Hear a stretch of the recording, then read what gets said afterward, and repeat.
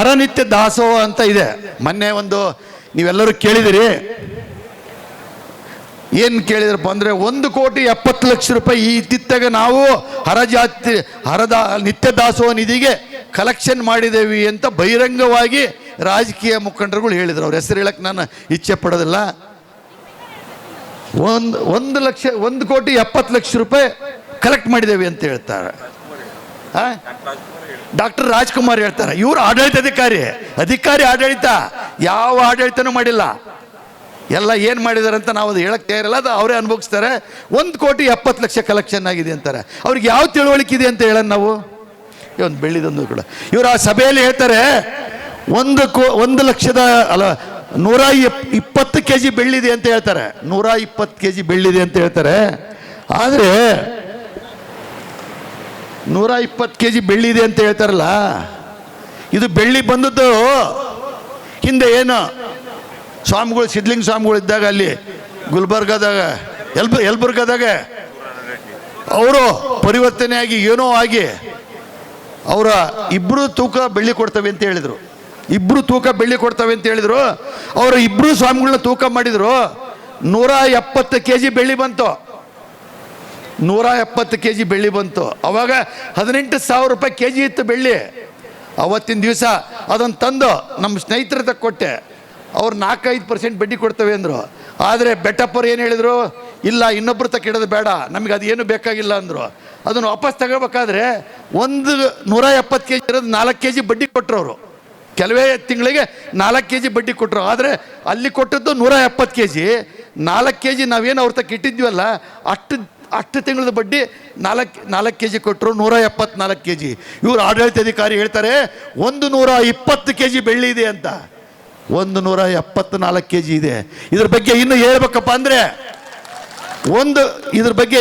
ಅಂದರೆ ಈ ಬೆಳ್ಳಿನ ನಾವು ಕೈಲೇ ರೊಕ್ಕ ಹಾಕಿದ್ವಲ್ಲ, ರೊಕ್ಕ ಹಾಕೋ ಬದಲಿ ಇದನ್ನು ಬಿಲ್ಡಿಂಗ್ ಮಾರಾಟ ಮಾಡಿ ನಾವು ರೊಕ್ಕ ಖರ್ಚು ಮಾಡಿದ್ರೆ ರಜಣ 2,60,000 174 kg ಎಷ್ಟಾಕದ್ ನೋಡಿ.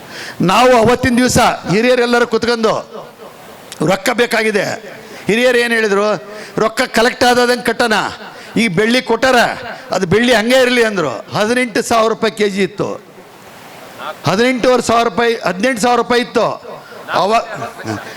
ಅವತ್ತಿನ ದಿವಸ ನಮ್ಮ ಹಿರಿಯ ಟ್ರಸ್ಟ್ಗಳು ಕೊಟ್ಟರ ಬೆಳ್ಳಿ ಮಾರಾಟ ಮಾಡೋದು ಬೇಡ, ಮಠ ಕಟ್ಟಬೇಕು, ಭಕ್ತರ ತಕ್ಕ ಹೋಗೋಣ, ಜೋಳಿಗೆ ಹಿಡಿಯೋಣ, ಕಲೆಕ್ಷನ್ ಮಾಡೋಣ, ಕಟ್ಟೋಣ ಅಂತ ಹೇಳಿದರು. ಆದರೆ ಅವತ್ತು ಕೊಟ್ಟ ಬೆಳ್ಳಿ ಕೇವಲ 18,000 ರೂಪಾಯಿ ಇದ್ದದ್ದು ಸುಮಾರು 40 ಲಕ್ಷ ರೂಪಾಯಿ ಆಗೋದು ಬೆಳ್ಳಿ ಇವತ್ತು 4.25 ಕೋಟಿ ರೂಪಾಯಿ ಆಗುತ್ತೆ. 4.25 ಕೋಟಿ. ಆದರೆ ಅದು ನಮ್ಮ ಟ್ರಸ್ಟ್ನಲ್ಲಿ ಹಿರಿಯರು ಯಾರು ಮಾರಾಟ ಮಾಡಬೇಡ್ರಿ. ನಾನು ಸಾಲ ಕೊಟ್ಟನಿ ಅಂತಂದ್ರೆ ಸಾಲನ್ನು ವಾಪಸ್ ತಗೊಂತಲ್ಲ, ಸಾಲಕ್ಕೆ ಬಡ್ಡಿ ಆಗ್ತಾ ಇಲ್ಲ, ಆದರೆ ಅದು ಸಮಾಜದ ಆಸ್ತಿ ಅಂತ ಬಿಟ್ಟವಿ. ಆದರೆ ಕೆಲವು ವರ್ಷದಿಂದ ನಮ್ಮ ಬಂಧುಗಳು, ನಮ್ಮ ಸಮಾಜದವರು, ಮುಖಂಡರುಗಳು ಒಂದು ಏನೋ ಸ್ವಾರ್ಥಕ್ಕೋಸ್ಕರ ಬಂದು ನಮ್ಮ ಟ್ರಸ್ಟ್ಗಳಿದರಿಗೆ ಉಮಾಪತಿಯವರು ಬೆಳ್ಳಿ ಮಾರ್ಕೆಂದಿದ್ದಾರೆ ಅಂತ ಹೇಳಿದರು. ಆದರೆ ನಾವು ಅದ್ರ ಬಗ್ಗೆ ಏನಾಗಲಿಲ್ಲ. ಆದರೆ ಪದೇ ನಮ್ಮ ಟ್ರಸ್ಟ್ಗಳಿಗೆ ಮನಸ್ಸಿನಲ್ಲಿ ಏನೋ ತುಂಬಿದ್ರು. ಆವಾಗ ನಾವು ಟ್ರಸ್ಟ್ ಮೀಟಿಂಗ್ ಪ್ರತಿ ಭಾನುವಾರ ಕರಿತಿದ್ವಿ. ಆದರೆ ನಾವಿಟ್ಟದ್ದು ಬ್ಯಾಂಕ್ ಭಾನುವಾರ ದಿವಸ ರಜೆ ಇರ್ತಿತ್ತು, ನಾವು ತೋರ್ಸೋಕ್ಕಾಗಲಿಲ್ಲ. 2-3 ಮೀಟಿಂಗ್ನಲ್ಲಿ ನೀವು ಬೆಳ್ಳಿ ತಂದು ಟೇಬಲ್ ಮೇಲೆ ಇಡಬೇಕು ಅಂದರು. ಬೆಳ್ಳಿ ಅಷ್ಟಕ್ಕಂಡು ಟೇಬಲ್ ಮೇಲೆ ತಂದು ಅದು ಒಂದೊಂದು 30 kg ಬೆಳ್ಳಿ ಎತ್ತಕ್ಕಾಗೋದಿಲ್ಲ. ಅಂಥ ಬೆಳ್ಳಿನ ಹೆಂಗೆ ತಂದು ಇಡಬೇಕು ಅಂತ ಒಂದು ದಿವಸ ಮೀಟಿಂಗು ಭಾನುವಾರ ಬಿಟ್ಟು ಬ್ಯಾಂಕ್ ಓಪನ್ ಇದ್ದ ದಿವಸ ಇಟ್ಟು ನಮ್ಮ ಹಿರಿಯರನ್ನ ಕರ್ಕೊಂಡೋಗಿ, ಆದರೆ ಹಿರಿಯರ ಮನುಷ್ಯನಾಗೆ ನೋಡಕ್ಕೆ ತಯಾರಿದ್ದಲ್ಲ. ಶಿರೂರಿಗೆ ಕರೆದೆ, ಐತಿ ಬಿಡ್ರಿ, ಅವ್ರು ಯಾರೋ ಹೇಳ್ತಾರೆ. ಆದರೆ ಯಾರೋ ಐತಿ ಅಂತ ಪ್ರಶ್ನೆ ಅಲ್ರಿ ಅಂತ ಬರ್ರಿ ಅಂದರೆ ದೊಡ್ಡ ಲಾಕರ್ ಎಳೆಯಕ್ಕೆ ಬರೋದಿಲ್ಲ. 174 kg ಪಂಚಮಶಾಲಿ ಜಗದ್ಗುರು ಪೀಠ 2008 ಬ್ಯಾಂಕಿನ ಲಾಕರ್ ನಂಬರ್ 6-7 ದೊಡ್ಡ ಬ್ಯಾಂಕರ್ 6-7 ಬ್ಯಾಂಕರ್ ಲೀಗದಲ್ಲಿ ವಹಿಸಿದೆ. ಅದಕ್ಕೆ ಹದಡಿ ನಟರಾಜ್ ಅವರು ಸೈನ್, ಮ್ಯಾನೇಜಿಂಗ್ ಟ್ರಸ್ಟಿ ಅವರು BC ಉಮಾಪತಿ. ಇವತ್ತಿಗೂ ಇದೆ, ಇವತ್ತಿಗೂ ಲಾಕರ್ ಬಾಡಿಗೆ ಕಟ್ತಾ ಇದಾವೆ. ಆದರೆ ಇವತ್ತು ನೋಡಿ ಬಂದರು. ಅವ್ರಿಗೆ ಹೇಳಿದ್ಯಾರು? ನಮ್ಮ ಬಂಧುಗಳು, ನಮ್ಮರೇ. ಯಾವ ಕಾರಣದಿಂದ? ಸ್ವಾರ್ಥದಿಂದ ಹೇಳಿದರು. ಆದರೆ 174 kg 4.25 ಕೋಟಿ ರೂಪಾಯಿ ಬೆಳ್ಳಿ ಅದರಲ್ಲಿದೆ ಅಂತ ಹೇಳಕ್ಕೆ ಇಚ್ಛೆ ಪಡ್ತಾನೆ. ಒಂದಾಯ್ತು. ಈ ಒಂದು ದಾಸೋಹದಲ್ಲಿ ಒಂದು ತಿಂಗಳಲ್ಲಿ ನಾವು 1,70,00,000 ಕಲೆಕ್ಷನ್ ಮಾಡೇವಿ ಅಂತ ಹೇಳ್ತಾರಲ್ಲ ಈ ಮಹಾನ್ ಭಾವರು. ಇದು ನಾವು ಸ್ಟಾರ್ಟ್ ಮಾಡಿದಾಗ ಅವತ್ತಿನ ಟೈಮ್ನಾಗೆ ನಾವೇನು ಜನರಿಗೆ ಹೊರೆ ಆಗಬಾರ್ದು, ಸಮಾಜದವ್ರಿಗೆ ಹೊರೆ ಆಗಬಾರ್ದು ಅಂತ 25,000 ಅನೌನ್ಸ್ ಮಾಡಿದ್ವಿ. 25,000 ಕಲೆಕ್ಟ್ ಮಾಡಿದಾಗ ಸುಮಾರು 21,22,00,000 ರೂಪಾಯಿ ಆಯ್ತು. ಅದನ್ನೆಲ್ಲ ಕಲೆಕ್ಟ್ ಮಾಡಿ ಬ್ಯಾಂಕಿಗೆ ಡಿಪಾಸಿಟ್ ಮಾಡಿದಾಗ 22 ಲಕ್ಷ ರೂಪಾಯಿ ಬ್ಯಾಂಕ್ನಾಗ ಡಿಪಾಸಿಟ್ ಇಟ್ಟರೆ ತಿಂಗಳಿಗೆ 20,000 ರೂಪಾಯಿ ಬಂದರೆ ವರ್ಷಕ್ಕೆ 20,000, ತಿಂಗಳಿಗೆ 2 ಲಕ್ಷ ರೂಪಾಯಿ ಬಂದರೆ ಆ 2 ಲಕ್ಷ ಡಿವೈಡ್ ಮಾಡಿದರೆ ತಿಂಗಳಿಗೆ 15,000-16,000 ರೂಪಾಯಿ ಎದಕ್ಕೆ ಬರುತ್ತೆ, ಏನು ಮಾಡಬೇಕು, ಇದನ್ನ ಹೆಂಗಾರೆ ಅಭಿವೃದ್ಧಿ ಪಡಿಸ್ಬೇಕು, ಏನು ಮಾಡಬೇಕು ಅಂದಾಗ ಅವಾಗ ಏನಾಗಿತ್ತು ಅಂದರೆ 25,000 ಕಲೆಕ್ಟ್ ಮಾಡೋಣ. ಅವತ್ತು 1 ಲಕ್ಷ ಕೊಡೋರು ಇದ್ದರು, ಆದರೆ ಒಂದು ಯೂನಿಫಾರ್ಮಾಗಿ 25,000 ಅಂತ ನಾವು ತೀರ್ಮಾನ ಮಾಡಿದ್ವಿ. 25,000ದಂಗೆ ಸುಮಾರು ಒಂದು 80-85 ಜನ ಎಷ್ಟೋ ಕೊಟ್ಟಿದ್ರು. ಅದು 20-22 ಲಕ್ಷ ಆಯಿತು. ಆಮೇಲೆ ನಾವು ಇದನ್ನು ಮಾಡಿ ಬೇರೆ ಇಲ್ಲ ಜಾಸ್ತಿ ಮಾಡಬೇಕು ಅಂತ ಹೇಳಿದ್ವಿ. ಜಾಸ್ತಿ ಮಾಡ್ಬೇಕಂದಾಗ 1 ಲಕ್ಷ ಶುರು ಮಾಡಿದ್ವಿ. 1 ಲಕ್ಷದಿಂದ ಅದು ಅಮೌಂಟ್ ಕಲೆಕ್ಟ್ ಹಾಕಿ ಅಂತ ಹೋತು. 1 ಲಕ್ಷದಿಂದ ಕಲೆಕ್ಟ್ ಆಗಿದ್ದ ಅಮೌಂಟು ಎಲ್ಲಿ ಬಂತಪ್ಪ ಅಂದ್ರೆ 62.5 ಲಕ್ಷಕ್ಕೆ ಬಂತ್ರಿ. 62,25,000 ಬಂತ್ರಿ. ಆಮೇಲೆ MP ಎಲೆಕ್ಷನ್ ಬಂತು. MP ಎಲೆಕ್ಷನ್ನಲ್ಲಿ ನಮ್ಮ ರಾಜಕೀಯ ಮುಖಂಡರಿಗೆ ಸಮಾಜಕ್ಕೋಸ್ಕರ ಡಿಪಾಸಿಟ್ ಇಡಲಿಕ್ಕೋಸ್ಕರ ಬಂದ್ ಬಡ್ಡಿಯಿಂದ ಶಾಶ್ವತ ನಾವಿರಲಿ ಇರದೇ ಇರಲಿ ಮುಂದಿನ ಒಂದು ಯಾವಾಗಲೂ ನಡೀತಾ ಇರ್ಬೇಕು ಅನ್ನೋ ಒಂದು ಉದ್ದೇಶದಿಂದ ಡಿಪಾಸಿಟ್ ಇಡಬೇಕು ಅಂದಾಗ ಒಬ್ಬರು MP ಅವರು 50 ಲಕ್ಷ ರೂಪಾಯಿ ಕೊಟ್ಟರು, ಒಬ್ಬರು 25 ಲಕ್ಷ ರೂಪಾಯಿ ಕೊಟ್ಟರು, ಇನ್ನೊಬ್ರು 5 ಲಕ್ಷ ಕೊಟ್ಟರು. ಅದು ರಾಜಕೀಯ ಮುಖಂಡರಿಂದ ಅವರು ದಯವಿಟ್ಟು ನಮ್ಮ ಹೆಸರನ್ನು ಹೇಳಬೇಡಿ ಅಂದರು. ಆದರೆ ನಾವು ಯಾವ್ದಕ್ಕಾರ ಉಪೇಕ್ಷದಾಗಿದ್ದರೆ ಕಟ್ಟಡಕ್ಕೆ ಏನೋ ಸಾಮಾನು ಥರದ್ದು ಎಲ್ಲರೂ ಹಾಕ್ಬೋದಾಗಿತ್ತು. ಆದರೆ ನಮ್ಮ ಉದ್ದೇಶ ಏನಿತ್ತಪ್ಪ ಅಂದರೆ ಯಾರು ದಾಸೋಹ ನಿಧಿಗೋಸ್ಕರ ಕೊಡ್ತಾರೋ ದಾಸೋಹ ನಿಧಿ ಡಿಪಾಸಿಟೇ ಇಡಬೇಕು ಹೊರತು ಆ ರೊಕ್ಕ ಬಳಸಬಾರ್ದು ಅಂತ ನಮ್ದಿತ್ತು. ಅದರಲ್ಲಿ ಈಗ ಫಸ್ಟ್ 25,000 ಕೊಟ್ಟರೆ ಒಂದೊಂದೇ ಹೆಸರು ಫಾಸ್ಟಾಗಿ ಓದ್ಕೊಂತ ಹೋಗ್ತಾನೆ ನೋಡ್ರಿ. ಕೊಟ್ಟಗೌಡ್ರು ಧಾರವಾಡ, ಮಂಜುನಾಥ್ ಗಿರಿಯಣ್ಣವರು ಧಾರವಾಡ, SS ಉಳ್ಳಗಡ್ಡಿ ಅವರು ಯಲಬುರ್ಗಾ, ಶ್ರೀ ಕಲ್ಲೇಶ್ ತೋಟದವರು ಯಲಬುರ್ಗಾ, ಶ್ರೀ ಶರಣಪ್ಪ ಗಾಂಜಿ ಯಲಬುರ್ಗಾ, ಶ್ರೀ ವೀರೇಶಿ ತಂದೆ ಹಂಪಣ್ಣ ಗಂಗಾವತಿ, ಅಂಬರೀಶ್ ಕೋಳಗಿ ಗಂಗಾವತಿ, ಈಶಪ್ಪ ತಂದೆ ಅಡಯಪ್ಪ ಗಂಗಾವತಿ, ಶ್ರೀಮತಿ ಕಾವ್ಯ ಮತ್ತು SV ಪಾಟೀಲ್ ವಕೀಲರಿ ಗಂಗಾವತಿ, ಬಸವರಾಜ್ ರಾಮ್ತಾಳ್ ಗಂಗಾವತಿ, ಶ್ರೀ ಶರಣಪ್ಪ B ಆನಂದಪ್ಪ ಗಂಗಾವತಿ, ದಿವಂಗತ JH ಪಾಟೀಲ್ ಮತ್ತು ಸರ್ವಮಂಗಳಮ್ಮರ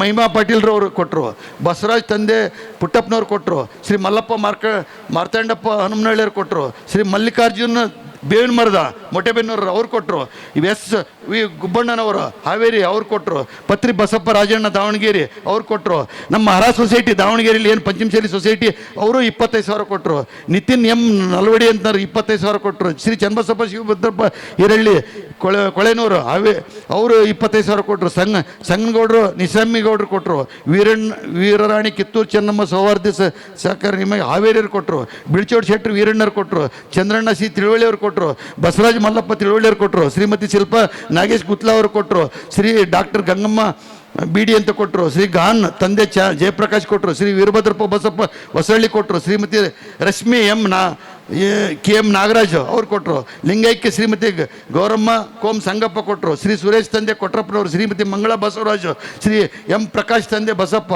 ME ರವಿರಾಜು, ಶ್ರೀಮತಿ PV ರವಿಕುಮಾರ್, ಶ್ರೀಮತಿ ಮಂಜುಳಾ ಕೊಟ್ರೇಶಿ, ಚಂದ್ರಶೇಖರ್ ಪೂಜಾರಿ ತಂದೆ ವೀರಭದ್ರಪ್ಪ, ಸಿದ್ಧಲಿಂಗಪ್ಪ ಸ್ವಾಮಿ BG, ಶ್ರೀಮತಿ M ಸುಮಾ ವಿಶ್ವೇಶ್ವರಯ್ಯ, ವೀರಶೈವ ಲಿಂಗಾಯತ ಪಂಚಮಶೈಲಿ ಪತ್ತಿನ ಸಹಕಾರಿ ಸಂಘ 25 ಹರಪನಹಳ್ಳಿ ಸಮಾಜ ಸಂಘದಿಂದ ಬ್ಯಾಂಕಿಂದ MT ಬಸವನಗೌಡರು, ಯು ಬೇನಹಳ್ಳಿ ತಲವಾರು ಸಮಸ್ತರು ಕೊಟ್ಟರು, ಗುಂಡ್ಗತ್ತಿ ಗ್ರಾಮದವ್ರು ಕೊಟ್ಟರು, ಉಚ್ಚಂಗಿ ದೈವದಿಂದ ಕೊಟ್ಟರು, ಇಟಗಿ ದೈವದಿಂದ ಕೊಟ್ಟರು, ಇಟಗಿ ದೈವಂಶದಿಂದ ಕೊಟ್ಟರು, ಶ್ರೀಮತಿ ನಾಗರಮ್ಮ ಪೂಜಾರು, ವೀರಮಲ್ಲಪ್ಪ ಪೂಜಾರು ಅವ್ರು ಕೊಟ್ಟರು, ಹರ ವಿವಿಧೋದ್ದೇಶ ಸಹಕಾರ ಸಂಘ ಹರಿಹರದಿಂದ ಕೊಟ್ಟರು, ವೀರೇಶ್ ತೋಟದವ್ರು ಕೊಟ್ಟರು, SP ರುದ್ರಸ್ವಾಮಿ ಅವರು ಕೊಟ್ಟರು, G ಮಂಜುನಾಥ್ ವೀರಭದ್ರೇಶ್ವರ ಜ್ಯುವೆಲರ್ಸ್ ಕೊಟ್ಟರು, BS ಶಿವಲಿಂಗಪ್ಪ ಮತ್ತು ಶೋಭಾ ಅವರು ಕೊಟ್ಟರು ದಾವಣಗೆರೆ, ದೇವೇಂದ್ರಪ್ಪ ಬುಳ್ಳಟ್ಗಿ ಕುಷ್ಟಗಿ ಅವರು ಕೊಟ್ಟರು, ಶ್ರೀಮತಿ ಸುಮಂಗಲ ಅಧಿಕಾರಿ ಕೊಟ್ಟರು, ದಿವಂಗತ K ಕೊಟ್ರಪ್ಪ ಕಮಲಮ್ಮ ಕೊಟ್ಟರು, UR ಈಶ್ವೇಶನಿ, KR ಅಮೃತ ಶರಣಿ ಕಾಮಿತ್ಗೆ ಬಂಧುಗಳು, ವೀರಪ್ಪ ಸಂಗಪ್ಪ ಬೆಂಚಳ್ಳಿ ಅವರು ಕೊಟ್ಟರು, GS ಚನ್ನಬಸಪ್ಪನವ್ರು ಕೊಟ್ಟರು,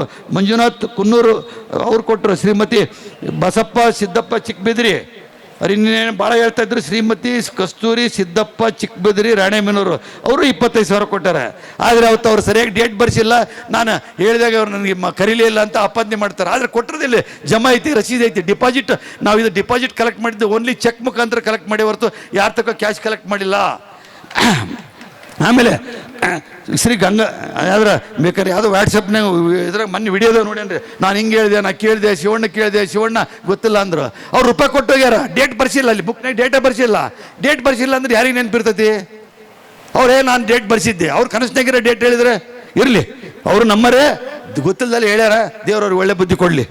ಶ್ರೀ ಗಂಗಾಧರ್ ಪಿ ಹೋಟ್ಲು ತೌಡೂರು ಗ್ರಾಮದ ಬಾಂಧವರು, ರಜನಿಕಾಂತ್ ವೀರಪ್ಪ ದೇಸಾಯಿ ಅವರು, ಚಾಪಿ ವೀರೇಶ್ ಅವರು, ಮುರುಗೇಶಪ್ಪ ಉಚ್ಚಪ್ಪನವರು, ಶ್ರೀಮತಿ ವಸಂತ ಬಸವರಾಜು ಉಲತ್ತಿ ಅವರು, ಶ್ರೀಮತಿ ಮಾನಸ ಪಾಟೀಲ್ ಅವರು, ವೀರಭದ್ರೇಶ್ವರ ಸೇವಾ ಸಮಿತಿ ಈ ಸವಂಗ ಸಾಗಿ, ಎಸ್ ಬಸವರಾಜಪ್ಪ ನಿವೃತ್ತ ಪ್ರಿನ್ಸಿಪಾಲ್ ಹರಪನಹಳ್ಳಿ, ಶರಣಪ್ಪ ವಿರೂಪಾಕ್ಷಪ್ಪ ಚಂಚಿಲಿ, ಮಂಜುನಾಥ್ ಕೆಂಚಪ್ಪ ಗೌರಿ, ಬಿ ನಾಗನಗೌಡರು ಸಂಡೂರು, ಆರ್ ಶ್ರೀಧರ್ ನಿವೃತ್ತ ಇಂಜಿನಿಯರ್, ಶ್ರೀ ಉಮಾ ಕೊಟ್ರಗೌಡರು, ಶ್ರೀ ದೇವೇಂದ್ರಪ್ಪ ಬಳ್ಳೊಡ್ಗಿಯವರು, ಶ್ರೀಮತಿ ನೀಲ್ಗುಂದ್ ಜಯಮ್ಮನವರು, ಅನ್ನೂರು ಸಿ ಷಣ್ಮುಖಪ್ಪ ಮಾಸ್ಟರ್ ಅವರು, ಕೆ ಬಿ ಅಶೋಕ್ ಅವರು, ಸಿದ್ದಪ್ಪ ಮಕ್ಕಳು, ಕೆ ಸೋಮಶೇಖರ್, ಶ್ರೀಮಂತ್ ಜೆ ಇಂಡಿ ವರ್ತಿ ಇಂಡಿ, ಶ್ರೀ ಹಾಲೇಶ್ ನಾಡ್ಗಿ ಮಕ್ಕಳು 500 ಹೊನ್ನಳ್ಳಿ ತಾಲೂಕು, ಗುರುಶಾಂತ್ ಬಿ ನಿಡೋಣಿ ವಿಜಾಪುರ, ಕೊಟ್ರೇಶನ್ ಸಂಚಾಲ್ ಮಕ್ಕಳು, D S Shivamurthy Banavalli, K C Umakant ಶಿಕ್ಷಕರು ದಾವಣಗೆರೆ, ಬಸಲಿಂಗಪ್ಪ ತಂದೆ ಕರ್ಬಸಪ್ಪ ಬೂದೆ ಯಲಬುರ್ಗಾ, ಶ್ರೀ ಬಸವನಗೌಡರು ಲಿಂಗನಗೌಡರು ತೊಂಡಿಯಾಳ್ ಕೊಕ್ನೂರು, ವೀರಣ್ಣ ಅಣ್ಣಿಗೇರಿ ಮತ್ತು ಮಕ್ಕಳು ಕೊಕ್ನೂರು, ಮಂಜುನಾಥ್ ರಾಣೆಬೆನ್ನೂರು. ಇವೆಲ್ಲದರಿಂದ 2,25,000 ರೂಪಾಯಿ 25,000 ರೂಪಾಯಿದಂಗೆ ಕಲೆಕ್ಟ್ ಆಗಿತ್ತು. 25,000ದಂಗೆ 22 ಲಕ್ಷ ಕಲೆಕ್ಷನ್ ಆಗಿತ್ತು. ಮುಂದೆ ಏನು ಮಾಡಿದೀವಪ್ಪ ಅಂದರೆ, ಈ 22 ಲಕ್ಷ ರೂಪಾಯಿ ಬ್ಯಾಂಕ್ನಾಗ ಇಟ್ಟರೆ ನಮ್ಮ ಮಠಕ್ಕೆ ಏನೂ ನಡೆಯೋಕ್ಕಾಗೋದಿಲ್ಲ, ಒಬ್ರಿಗೆ ಸಂಬಳ ಕೊಡೋಕ್ಕಾಗೋದಿಲ್ಲ ಅಂತ ಉದ್ದೇಶದಿಂದ ಇದನ್ನು ಮತ್ತೆ ನಾವು ಮೀಟಿಂಗ್ನಲ್ಲಿ ಚರ್ಚೆ ಮಾಡಿ 1 ಲಕ್ಷ ರೂಪಾಯಿ ಕಲೆಕ್ಟ್ ಮಾಡ್ಬೇಕು ಕಂಪಲ್ಸರಿ ಅಂತ ಹೇಳಿ. ಅಕಸ್ಮಾತ್ 1 ಲಕ್ಷ ಕೊಡೋಕ್ಕಾಗಲಿದ್ರೆ ಬಡವರು ಬಂದರು 25 ಇಸ್ಕೊಳ್ಳೋಣ, ಆದರೆ 1 ಲಕ್ಷಕ್ಕಿಂತ ಕಮ್ಮಿ ಇಸ್ಕೊಳ್ಳೋದು ಬೇಡ ಅಂತ ಹೇಳಿ ತೀರ್ಮಾನ ಮಾಡಿದಾಗ ಪ್ರಪ್ರಥಮವಾಗಿ ನಾವು 10 ಲಕ್ಷ ರೂಪಾಯಿ ಕೊಟ್ವಿ. ಅದು ಏನು 1 ಲಕ್ಷ ರೂಪಾಯಿದ್ದು ಚಾಲು ಆಗಲಿ ಅಂತ, ಅದು ನಂದಲ್ಲ, ನನ್ನ ಮಗಳು ಪೂನಾದಾಗ ಎರಕ್ಕೆ ಕೊಟ್ಲು. ಮಠಕ್ಕೆ ಏನಾರ ಕೊಡೋಣ ಅಂತಂದ್ರು. ಹೋಲ್ ಬಿಡಮ್ಮ, ಬೇರೆ ಕೊಟ್ಟರೆ ಏನು ಉಪಯೋಗ ಆಗೋದಿಲ್ಲ, ಡಿಪಾಸಿಟ್ ಆಗುತ್ತೆ ಅಂತ ಅದಕ್ಕೆ 10 ಲಕ್ಷ ರೂಪಾಯಿ ಕ್ಯಾಶ್ ಕಳಿಸಿದ್ಲು. ನನ್ನ ಅಕೌಂಟಿಂದ BSc ಟೆಕ್ಸ್ಟೈಲಿಂದ 10 ಲಕ್ಷ ರೂಪಾಯಿ ಕೊಟ್ಟೆ. ಇಲ್ಲದು ಇಲ್ಲ, ಅವು ಹೆಸರಿಲ್ದವು ಇನ್ನೂ ಅದು ಅವನು ಕೊಡ್ತಾರೆ. ಪ್ರಕಾಶ್ ಪಾಟೀಲ್ ಅವರು 1 ಲಕ್ಷ ರೂಪಾಯಿ ಕೊಟ್ಟಾರ. SK ಶ್ರೀಧರ್ 1 ಲಕ್ಷ ರೂಪಾಯಿ ಕೊಟ್ಟಾರ. ಶ್ರೀ ಪಾಟೀಲ್ ಬಸವರಾಜಪ್ಪನವರು ಹರಪನಹಳ್ಳಿ ಅವ್ರ ಶ್ರೀ 1 ಲಕ್ಷ ರೂಪಾಯಿ ಕೊಟ್ಟಾರ. ಸುಷ್ಮಾ ಪಾಟೀಲ್ 1 ಲಕ್ಷ ರೂಪಾಯಿ ಕೊಟ್ಟಾರ. ಶಶಿಕಾಲ್ ಮಲ್ಲಾಪುರ, ರವೀಂದ್ರ ಮಲ್ಲಾಪುರ ಅವರು, Shri Siddesh KN Gadimakunti, Basavaraj Banakar Davangere, Chikkammanahalli Devendrappa Jagalur MLA, Shrimati Kanchikeri Sushilamma, U Lokamurthy, Shashidhar Pujar, SV Ramachandrappa, Shrimati Vishalamma, R Veeresh, Vani ಶಿವಣ್ಣವರು, ಅನ್ನೂರು ಮುರುಗೇಶ್ ಅವರು, ಶ್ರೀಮತಿ ಉಮಾದೇವಿ ಬಾದಾಮಿ ಚಂದ್ರಶೇಖರ್, ಐಗುಳ್ ಚಿದಾನಂದ ಅವರು, ಕಿತ್ತೂರು ಜಯಣ್ಣನವರು, H ನಾಗರಾಜ್ ಅವರು, ಮಂಜುನಾಥ್ BL ರೂಪಾ ಮಂಜುನಾಥ್, ಶ್ರೀಮತಿ ರೂಪಾ ಮಂಜುನಾಥ್ ಅವರು, ಆಮೇಲೆ ಅಜ್ಜಯ್ಯ ನಾಡಿಗರು, Kalleshappa GP, H Nagaraj Sokke, HP Rajesh, Revana Siddappa, Nagaveni ಗುಳಿಗಿ ನಾಗರಾಜ್ ಅವರು, ಗುಳಿಗಿ ವೀರೇಂದ್ರ ಕುಮಾರ್ ಅವರು, ಗುಳಿಗಿ ಡಾಕ್ಟರ್ ಗುಳಿಗಿ ಶಿವರಾಜ್ ಅವರು, 3 ಕೂಡ್ಲಿಗೆ. ಅಂದರೆ ಅವರು ಕೊಟ್ಟರು 3 ಲಕ್ಷ ಕೊಟ್ಟಾಗ ಹೆಸರು ಕೊಡ್ರಿ ಅಂದಾಗ ಬೇರೆ ಬೇರೆ ಹೆಸರಿನಾಗ ಬೇರೆ ಬೇರೆ ಚೆಕ್ ಇಸ್ಕೊಂಡು ಅವರು ಇವನ್ ಮಾಡಿದ್ದೇವೆ. ಕಡೆಕಪ್ಪದ ನಿಜಲಿಂಗಪ್ಪನವರು, ಶ್ರೀಮತಿ ಜಯಮ್ಮ ಮಾದೇವಪ್ಪ ರೋಡನರವರು, ಶ್ರೀಮತಿ ಸುಮಂಗಳಮ್ಮ ಶಿವರುದ್ರಪ್ಪನವರು, ಶ್ರೀಮತಿ ಸವಿತಾ N ಕೊಟ್ರಪ್ಪ, ಶ್ರೀಮತಿ ಪಾಟೀಲ್ ಸರೋಜಮ್ಮ ಹರಪನಹಳ್ಳಿ, ಬಾದಾಮಿ ಜಯಣ್ಣನವರು ದಾವಣಗೆರೆ, ಶ್ರೀಮತಿ ನೀಲ್ಗುಂದ್ ಸುವರ್ಣ ಮಹೇಶ್ವರಪ್ಪನವರು ದಾವಣಗೆರೆ ಬಟ್ಟೆ ಅಂಗಡಿ ಕೊಟ್ಟೂರು, ರಾಮನಗೌಡ ದಾನಪ್ಪ ಗೌಡರು, ಮಹೇಶ್ ಗೋಮನ್ಕಪ್ಪ, ಅನ್ನೂರು ಅಕ್ಷಯ್ B, ಶ್ರೀ ರುದ್ರಪ್ಪ ಅಂಗಡಿ, KT ಕಾಂಟ್ರಾಕ್ಟ್ರು. ಈ ಥರ ನಾವು ಕಲೆಕ್ಷನ್ ಮಾಡ್ಕೊಂತ ಬಂದ್ವಿ. ಆ ಕಲೆಕ್ಷನ್ ಮಾಡಿದ್ದು ರೊಕ್ಕ ಅವಾಗ ಅದು ಏನಾಗಿತ್ತಪ್ಪ ಅಂದರೆ, ಕಲೆಕ್ಷನ್ ಮಾಡಿದ ರೊಕ್ಕ 22 ಲಕ್ಷ ಹೋಗಿ ಸುಮಾರು 68 ಲಕ್ಷ ರೂಪಾಯಿ ಆಗ್ತದೆ. 68 ಲಕ್ಷ ರೂಪಾಯಿ ಆದಾಗ ಈ 80 ಲಕ್ಷ ರೂಪಾಯಿ ಬಂತು. ಈ 80 ಲಕ್ಷ ರೂಪಾಯಿ ಒಬ್ಬರು ಏನೋ MP ಅವರು ಇಲ್ಲ ನಿಮ್ಮ ಹತ್ರ ಕಳಿಸ್ತೇವೆ ಅಂದರು, ಸೀದಾ ನಮ್ಮ ಅಂಗಡಿಗೆ ಕಳಿಸಿದ್ರು. ಇನ್ನೊಬ್ಬರು MLA ಅವರು 25 ನಮ್ಮ ಅಂಗಡಿಗೆ ಕಳಿಸಿದ್ರು. ಇನ್ನೊಂದು 5 ನಮ್ಮ ಪೂಜಾರಿ ಚಂದ್ರಶೇಖರ್ ಕಡೆ ಬಂತು, ಅವರು ಬಂದು ನನ್ನ ಕಡೆ ಕೊಟ್ಟರು. 80 ಲಕ್ಷನ ನಾವು ಬ್ಯಾಂಕ್ನಾಗ ಡಿಪಾಸಿಟ್ ಮಾಡಬೇಕು. ಏನು ಮಾಡಬೇಕು? ಡಿಪಾಸಿಟ್ ಮಾಡಬೇಕು. ಅವ್ರದ್ದು ಇಲ್ಲಿ ಬೋರ್ಡ್ ಹೆಸರು ಹಾಕ್ರಿ ಅಂತಾರೆ. ಅವ್ರು ಕೊಟ್ಟರೆ ಅವ್ರು ನಿಮ್ಗೆ ಇಷ್ಟು ಕೊಟ್ಟಾರ, ಎಲ್ಲೇ ಬೋರ್ಡ್ನಾಗ ತೋರಿಸ್ರಿ ಅಂದರೆ ನಾನು ಏನು ತೋರಿಸ್ಲಿ? ಅದಕ್ಕೋಸ್ಕರ ಏನು ಮಾಡಿದ್ವಿ ಅನ್ನೋದನ್ನ ತಮ್ಮಲ್ಲಿ ಹಿಡ್ಕಲ್ಲಿ. ಇದಕ್ಕೆ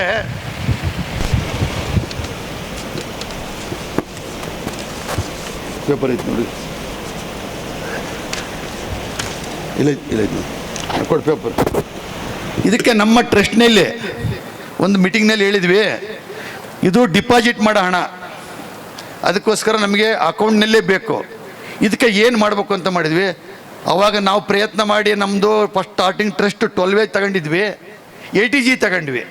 ನಮ್ಮ ಟ್ರಸ್ಟ್ನವ್ರಿಗೆ ಏನು ಹೇಳಿದ್ವಿ, ATG ಇದೆ, ನೀವು ಈ ರೊಕ್ಕ ತಗೊಂಡು ಯಾರಿಗಾರು ವ್ಯಾಪಾರಸ್ಥರಿಗೆ ಕೊಟ್ಟು ವ್ಯಾಪಾರಸ್ಥರಿಂದ ಚೆಕ್ ಕೊಡಿಸ್ರಿ ಅಂತ ಹೇಳಿದ್ವಿ. ಅವ್ರಿಗೆ ಹೇಳಿದ್ವಿ, ಯಾರು ವ್ಯಾಪಾರಸ್ಥರು ಕೊಡ್ತಾರೋ ಅವ್ರಿಗೆ ಇನ್ಕಮ್ ಟ್ಯಾಕ್ಸ್ ಬೆನಿಫಿಟ್ ಆಗುತ್ತೆ, ಅವ್ರಿಗೆ ಕ್ಯಾಶ್ ಬೇಕಾಗಿದ್ದರೆ ಅವ್ರಿಗೆ ಅನುಕೂಲ ಆಗುತ್ತೆ ಅನ್ನೋ ಒಂದು ಉದ್ದೇಶದಾಗ ಹೇಳಿದಾಗ ಅದನ್ನು ಮಹಾನ್ ಭಾವರು ಯಾರ್ಯಾರ ಕಡೆ ಕೊಟ್ಟವಿ ಅಂತನೋದು ನಮ್ಮ ಮುಂದೆ ಹೇಳಕ್ಕೆ ಸಂತೋಷ ಪಡಿಸ್ತಾನೆ. ಬೇರೆ ಯಾರೂ ಅಲ್ಲ. ಏನು ಮೊನ್ನೆ ಭಾಷಣದ ರೊಕ್ಕ ತಿಂದಾರ, ತಿಂಗಳಿಗೆ 170 ಕೋಟಿ ರೂಪಾಯಿ ಕಲೆಕ್ಷನ್, 1,70,00,000 ಕಲೆಕ್ಷನ್ ಮಾಡಿದ ಭಾವುಗಳು ನಮ್ಮ ಟ್ರಸ್ಟಿನ ಬಾಬಣ್ಣನವರು. ಅವರು ಮುಂಚೆ ಸ್ವಾಮಿಗಳು ತೆಗೀರಿ ಅಂತ ಎಲ್ಲರಿಗಿಂತ ಮುಂಚೆ ಹೇಳ್ತಿದ್ದು ನಮಗೆ. ಅವರು ಈಗ ಯಾವ್ದು ಕೀಳಾಗ್ಯಾರ ಅಂತ ನಮಗೆ ಗೊತ್ತಿಲ್ಲ. ಅವರಿಗೆ 15 ಲಕ್ಷ ರೂಪಾಯಿ ಇಸ್ಕೊಂಡ್ರು ನಮ್ಮ ಹತ್ರ. 15 ಲಕ್ಷ ರೂಪಾಯಿ ಇಸ್ಕೊಂಡು ಯಾರ ಹೆಸರಿಗೆ ಚೆಕ್ ಕೊಟ್ಟಾರಪ್ಪ ಅಂದ್ರೆ ಅದನ್ನು ಸತನೇ ಹೇಳ್ತಾನೆ. ಗಣೇಶ ಅನ್ನೋರ್ ಕೈಗೆ 10 ಲಕ್ಷ ರೂಪಾಯಿ ಚೆಕ್ ಕೊಟ್ಟಾರೆ. ಚೇತನ್ ಜಿ ಅನ್ನೋರಿಗೆ 1 ಲಕ್ಷ ರೂಪಾಯಿ ಕೊಟ್ಟಿದ್ದಾರೆ. ಗಿರೀಶ್ GK ಅನ್ನೋದು 1 ಲಕ್ಷ ರೂಪಾಯಿ ಕೊಟ್ಟಿದ್ದಾರೆ. ಉಮಾ ಜಿ ಅನ್ನೋದು 2 ಲಕ್ಷ ರೂಪಾಯಿ ಚೆಕ್ ಕೊಟ್ಟಾರೆ. ಕಿರಣ್ ಕುಮಾರ್ ಅನ್ನೋದು 1 ಲಕ್ಷ ರೂಪಾಯಿ ಕೊಟ್ಟಾರೆ. ಅವ್ರ ಕಡೆ 15 ಲಕ್ಷ ರೂಪಾಯಿ ಕೊಟ್ಟ ರೊಕ್ಕನ 15 ಲಕ್ಷ ರೂಪಾಯಿ ಚೆಕ್ ಕೊಟ್ಟಿದ್ದಾರೆ. ಆ ಚೆಕ್ ಬ್ಯಾಂಕ್ನಲ್ಲಿ ಹಾಕಿ ಡಿಪಾಸಿಟ್ ಮಾಡಿದ್ವಿ. ಇನ್ನೊಬ್ಬ ಮಹಾ ಪಂಡಿತರು, ಬಹಳ ಬುದ್ಧಿವಂತರು ಅಂತ, ಅದ್ರ ಬಗ್ಗೆ ಡಾಕ್ಟರ್ ರಾಜ್ಕುಮಾರ್ ಅವರು, ಆಡಳಿತದ ಅಧಿಕಾರಿ, 1,70,00,000 ರೂಪಾಯಿ ಒಂದು ತಿಂಗಳದ ಕಲೆಕ್ಷನ್ ಮಾಡಿದ ಮಹಾನ್ ಭಾವಿಗಳು. ಅವ್ರ ಕಡೆ 20 ಲಕ್ಷ ಕೊಟ್ಟಿದ್ವಿ. 20 ಲಕ್ಷದಲ್ಲಿ ಅವರು HP Dinesh, HP Divakar, Vijaykumar GD, Dhananjaya SG, Sumitramma, Swathi M, Suma P ಕಡೆಪ್ಪನವರು, Rashmi traders, SP Shashi Divakar, Prashanth BG, Shivakumar HK, SC Ravikumar, Harish GD, Shobha KS, P Veerappa, Manjula HK, Haleshappa K, Malleshappa HK Jayanna, HP Rudrappa, Praveen Kumar. 20 lakh ರೂಪಾಯಿ ಕೊಟ್ಟಿದ್ವಿ. 20 ಲಕ್ಷ ರೂಪಾಯಿ ಚೆಕ್ ಕೊಟ್ಟಾರ. ಇವ್ರು ಬೋರ್ಡ್ ಹಾಕ್ರಿ ಅಂತಾರೆ. ಇವ್ರು ಬೋರ್ಡ್ ಹಾಕಿದ್ರೆ ಇವ್ರು ರೊಕ್ಕನ ಕೊಟ್ಟಿಲ್ಲ. ರೊಕ್ಕ ಕೊಟ್ಟರು ಬೇರೆ ಅದಾರ, ಅವ್ರು ಕೇಳ್ತಾರೆ ಬೇರೆಯವರು, ಇವ್ರು ಕೊಟ್ಟರಲ್ಲ ಇವ್ರ ಹೆಸರು ಎಲ್ಲೈತಿ ಅಂತಾರೆ.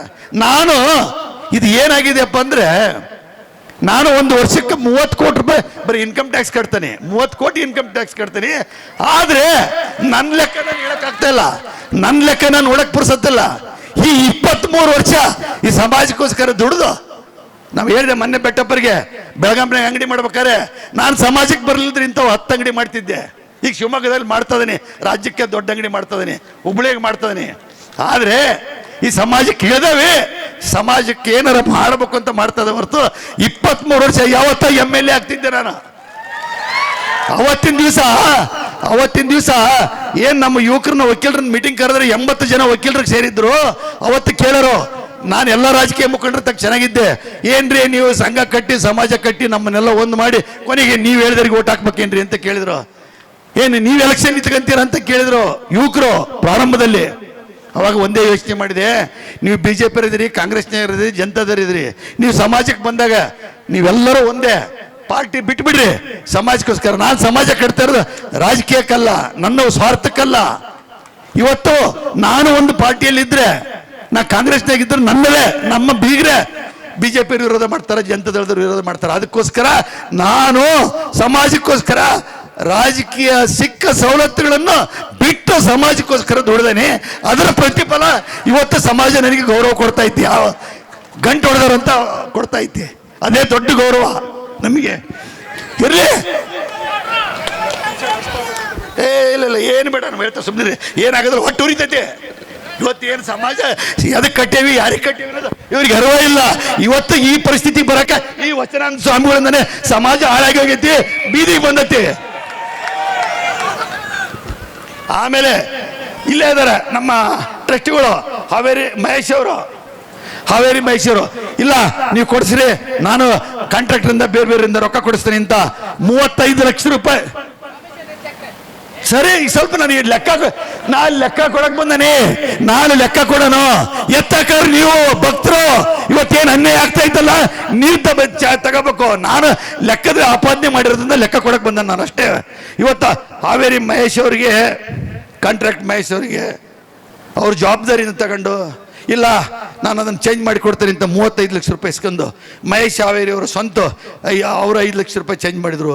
ಸೋಮಶೇಖರ್ ಅಂತ, ಬಸವರಾಜ್ ಅಂತ, ಶ್ರೀ ಹರ ಅಭಿವೃದ್ಧಿ ಸಹಕಾರ ಸಂಘದಿಂದ KM ವಿಜಾಪುರ್ ಅಂತ, ಯೋಗೀಶ್ ಪಾಟೀಲ್ ಅಂತ, ಶಂಕರ್ ಆರ್ ಅಂತ, ವಿದ್ಯಾಧನಿ ಸಹಕಾರಿ ಸಂಘ ಅಲ್ಲಿಂದ ಶ್ರೀ ವೈಷ್ಣವಿ ಟ್ರೇಡರ್ಸು, CY ಅಂಗಡಿ 35 ಲಕ್ಷ ರೂಪಾಯಿ ಇಸ್ಕೊಂಡು ಈ 80 ಲಕ್ಷ ರೂಪಾಯಿನ ಕಲೆಕ್ಟ್ ಮಾಡಿದ್ವಿ.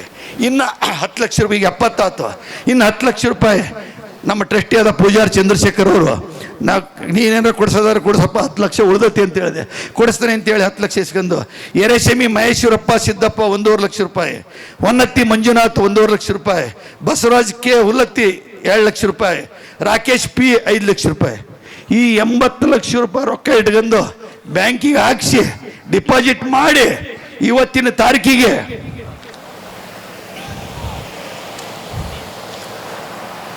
1,68,42,500 ರೂಪಾಯಿ ಇದೆ. ಇವರು ಒಂದು ತಿಂಗಳಲ್ಲಿ ನಾನು 1,70,00,000 ಕಲೆಕ್ಷನ್ ಅವರು ಮಾಡಿ ಏನಾರು ಇಟ್ಕೊಂಡಾರ ಏನೋ ಗೊತ್ತಿಲ್ಲ ನಮಗೆ. ಆದ್ರೆ ನಮಗೆ ಕೊಟ್ಟರೆ ಚೆಕ್ ನಾವಲ್ಲಿ ಹೇಳ್ತಾ ಇದ್ದೀವಿ, ಇದು ಇಷ್ಟು ಜಮಾ ಇದೆ. ಇದ್ರ ಜೊತೆಗೆ ನಾವು ನೀರು ಕೊಡಲಿ,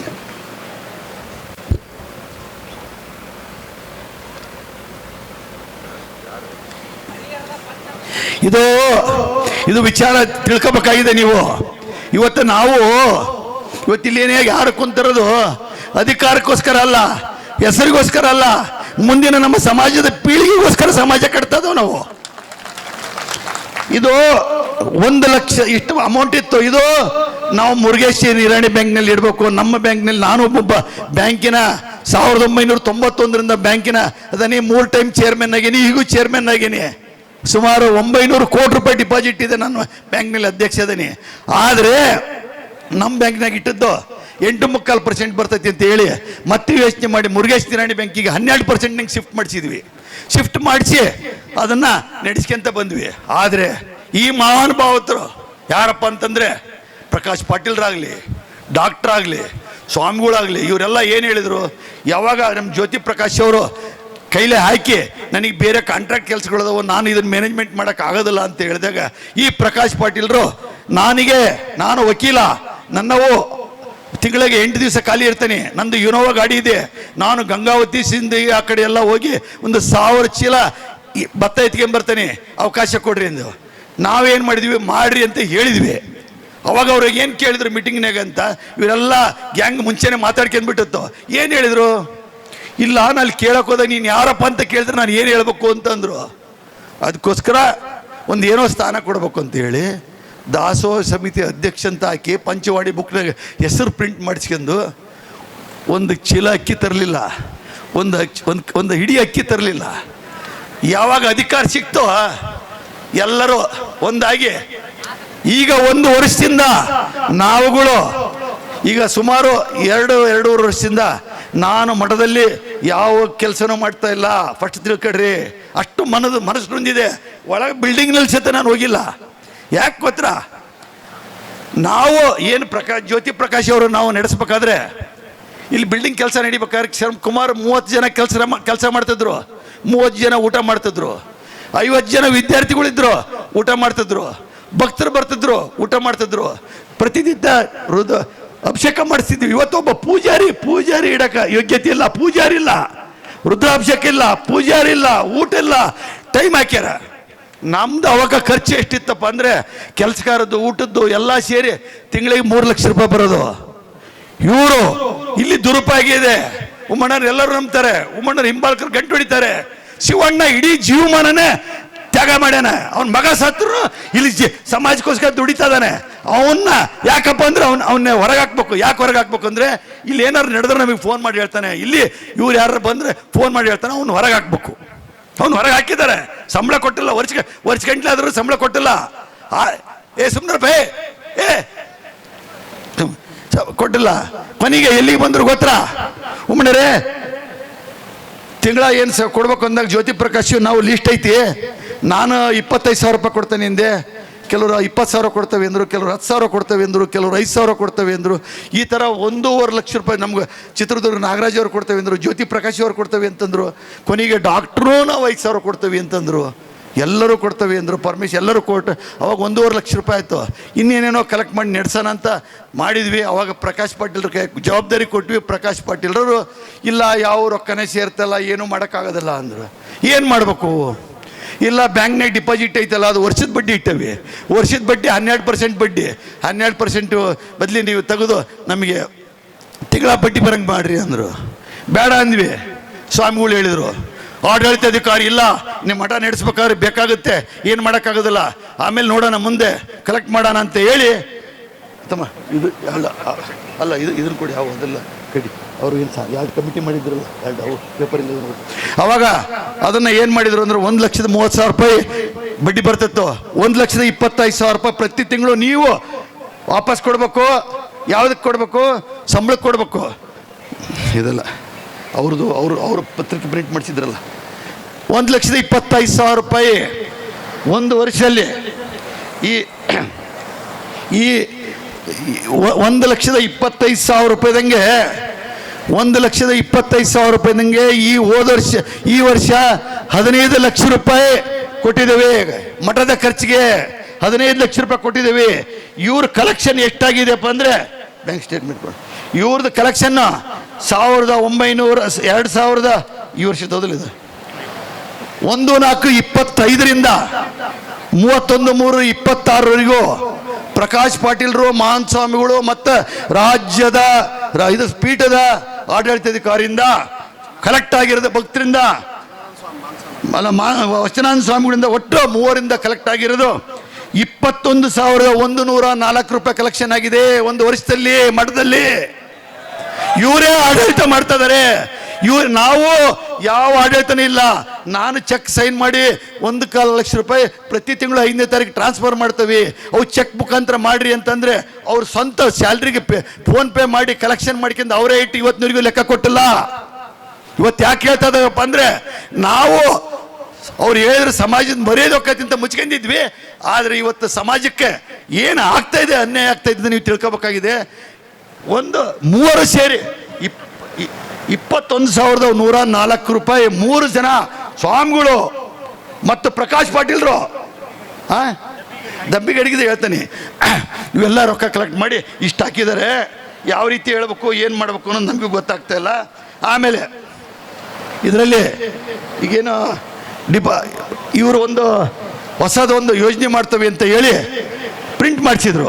ಏನಂತ ಪ್ರಿಂಟ್ ಮಾಡಿಸಿದ್ರಪ್ಪ ಅಂತಂದರೆ, ಒಂದು ರೊಕ್ಕ ಎತ್ತಬೇಕು, ಭಕ್ತ ಕೋಟಿ ಸಂಚಿತ ನಿಧಿ ಅಂತ, ಭಕ್ತ ಕೋಟಿ ಮಹಾನಿಧಿ ಅಂತ ಇವನ್ನೆಲ್ಲ ಆಮಂತ್ರಣ ಪತ್ರಿಕೆ ಮಾಡಿಸಿ ರಾಜ್ಯಾದ್ಯಂತ ಎಲ್ಲ ನಾವು ಮಾಡಿ ನಾವು ಕೋಟಿ ಗಂಟ್ಲೆ ಕಲೆಕ್ಷನ್ ಮಾಡ್ತೇವೆ ಅಂದರು. ಈ ನಮ್ಮ ಸಂಘದಿಂದ ಇದನ್ನ 2 ಪ್ರಿಂಟ್ ಮಾಡ್ಸಕ್ಕೆ 30,000 ರೂಪಾಯಿ ಖರ್ಚು ಮಾಡಿದ್ರು. ಇವತ್ತಿನವರೆಗೂ ನಮಗೆ ಜಮಾ ಆಗಿರೋದು 7,500 ರೂಪಾಯಿ ಜಮಾ ಆಗಿದೆ. ನಾವು ಟ್ರಸ್ಟ್ನಲ್ಲಿ, ಯಾಕಂದ್ರೆ ನಾವು 2 ವರ್ಷದಿಂದ ಯಾವ ಟ್ರಸ್ಟ್ಗಳು ಲೆಕ್ಕ ಓಟು ಜವಾಬ್ದಾರಿ ಪೂಜಾರ್ ಇವರು ರಾಜ್ಕುಮಾರ್ ಅವರು ಮತ್ತು ರಾಜ್ಕುಮಾರ್ ಅವರ ದೊಡ್ಡ ಅಸಿಸ್ಟೆಂಟ್ ಅಶೋಕನ್ ಅವರು ಎಲ್ಲ ಲೆಕ್ಕ ಇಟ್ಕೊಳ್ಳೋರು ಮತ್ತು ಪ್ರಕಾಶ್ ಪಾಟೀಲ್ರು ಸ್ವಾಮಿಗಳು ಇವರು 4 ಜನ 2 ವರ್ಷದಿಂದ ಕೆಲಸ ಮಾಡಿದ್ದಾರೆ. 2 ವರ್ಷದಿಂದ ಇದಕ್ಕೆ ನಮಗೆ 30,000 ರೂಪಾಯಿ ಖರ್ಚು ಮಾಡಿ 7,000 ರೂಪಾಯಿ ಕಲೆಕ್ಷನ್ ಮಾಡಿದ್ರಿ. ಓದ್ದಪ್ಪ ಮೀಟಿಂಗ್ನಲ್ಲಿ ನಾವು ಕೇಳಿದ್ವಿ, ಏನ್ರಿ ಎಷ್ಟು ಕಲೆಕ್ಷನ್? ಇಲ್ಲ ಭಾಳ ಕಲೆಕ್ಷನ್ ಆಗೈತಿ ಅಂದರು.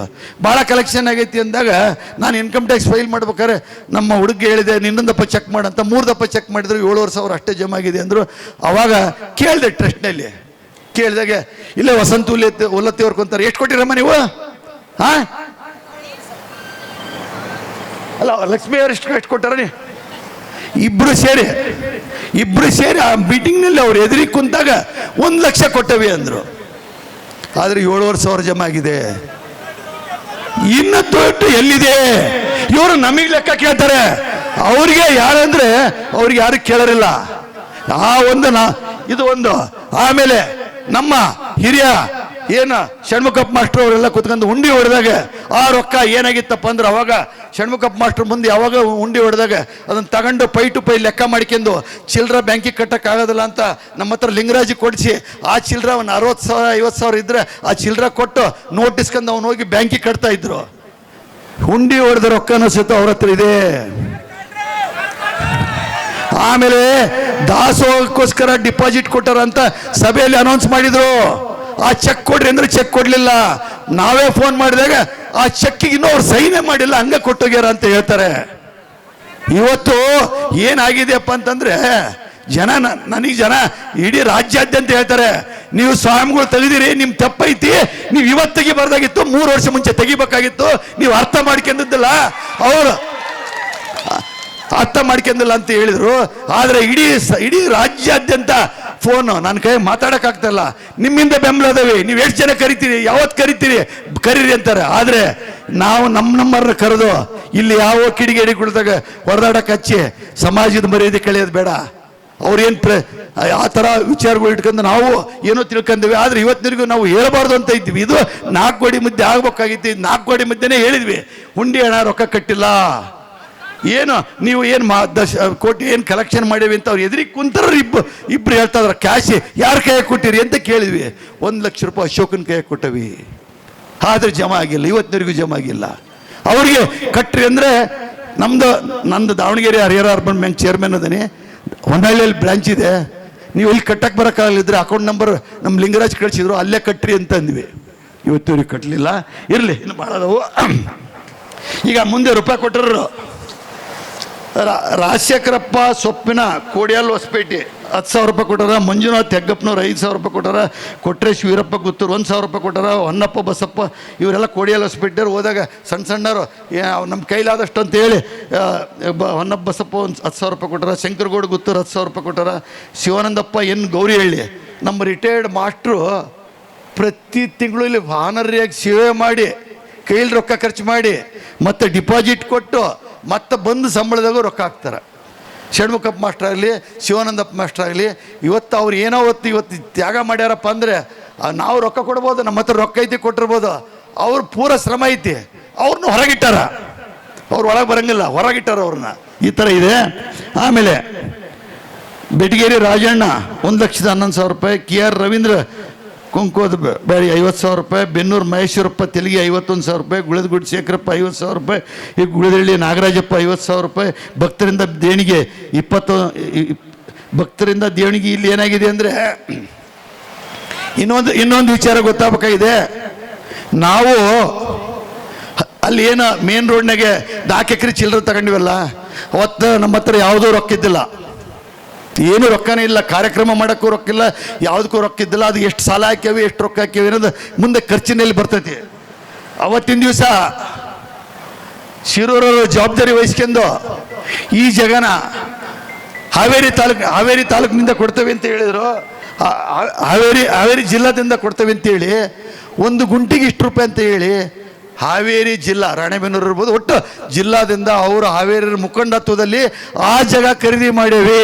ಅವ್ರು ರೊಕ್ಕ ಕೊಟ್ಟಿದ್ದಾರೆ, ತಿಳ್ಕೊಡ್ರಿ, ಅವ್ರು ರೊಕ್ಕ ಕೊಟ್ಟಿದ್ದಾರೆ.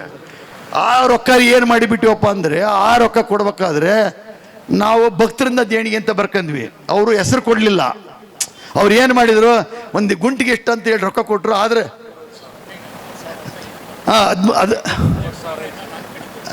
ಅದು ಏನು ಮಾಡಿದರು, ಲೀಸ್ಟ್ ಕೊಡಲಿಲ್ಲ. ಭಕ್ತರಿಂದ ದೇಣಿಗೆ ಅಂತ ಬರ್ಕಂತ ಬಂದವಿ. ಈ ಥರ ಭಕ್ತರಿಂದ ದೇಣಿಗೆ ಏನದವಲ್ಲ ಭಾಳ ಅದಾವ್ರಿ. ಕೆಲವ್ರು ಏನು ಮಾಡ್ಯಾರಪ್ಪ ಅಂತಂದರೆ, ಯಾವುದೋ 1 ಲಕ್ಷ ರೂಪಾಯಿ ಕೊಟ್ರನ್ರಿ, ಅವರು ಚೆಕ್ಕ ಕೊಡೋಂಗಿಲ್ಲ. ಕೊನೆಗೆ ಅವರಿಗೆ ಪಾಣಿ ಕೊಡ್ರಿ ಅಂದರೆ ರೈತರು ಅದು ಕೊಡೋಂಗಿಲ್ಲ, ಪಾನ್ ಕಾರ್ಡು ಕೊಡೋಂಗಿಲ್ಲ.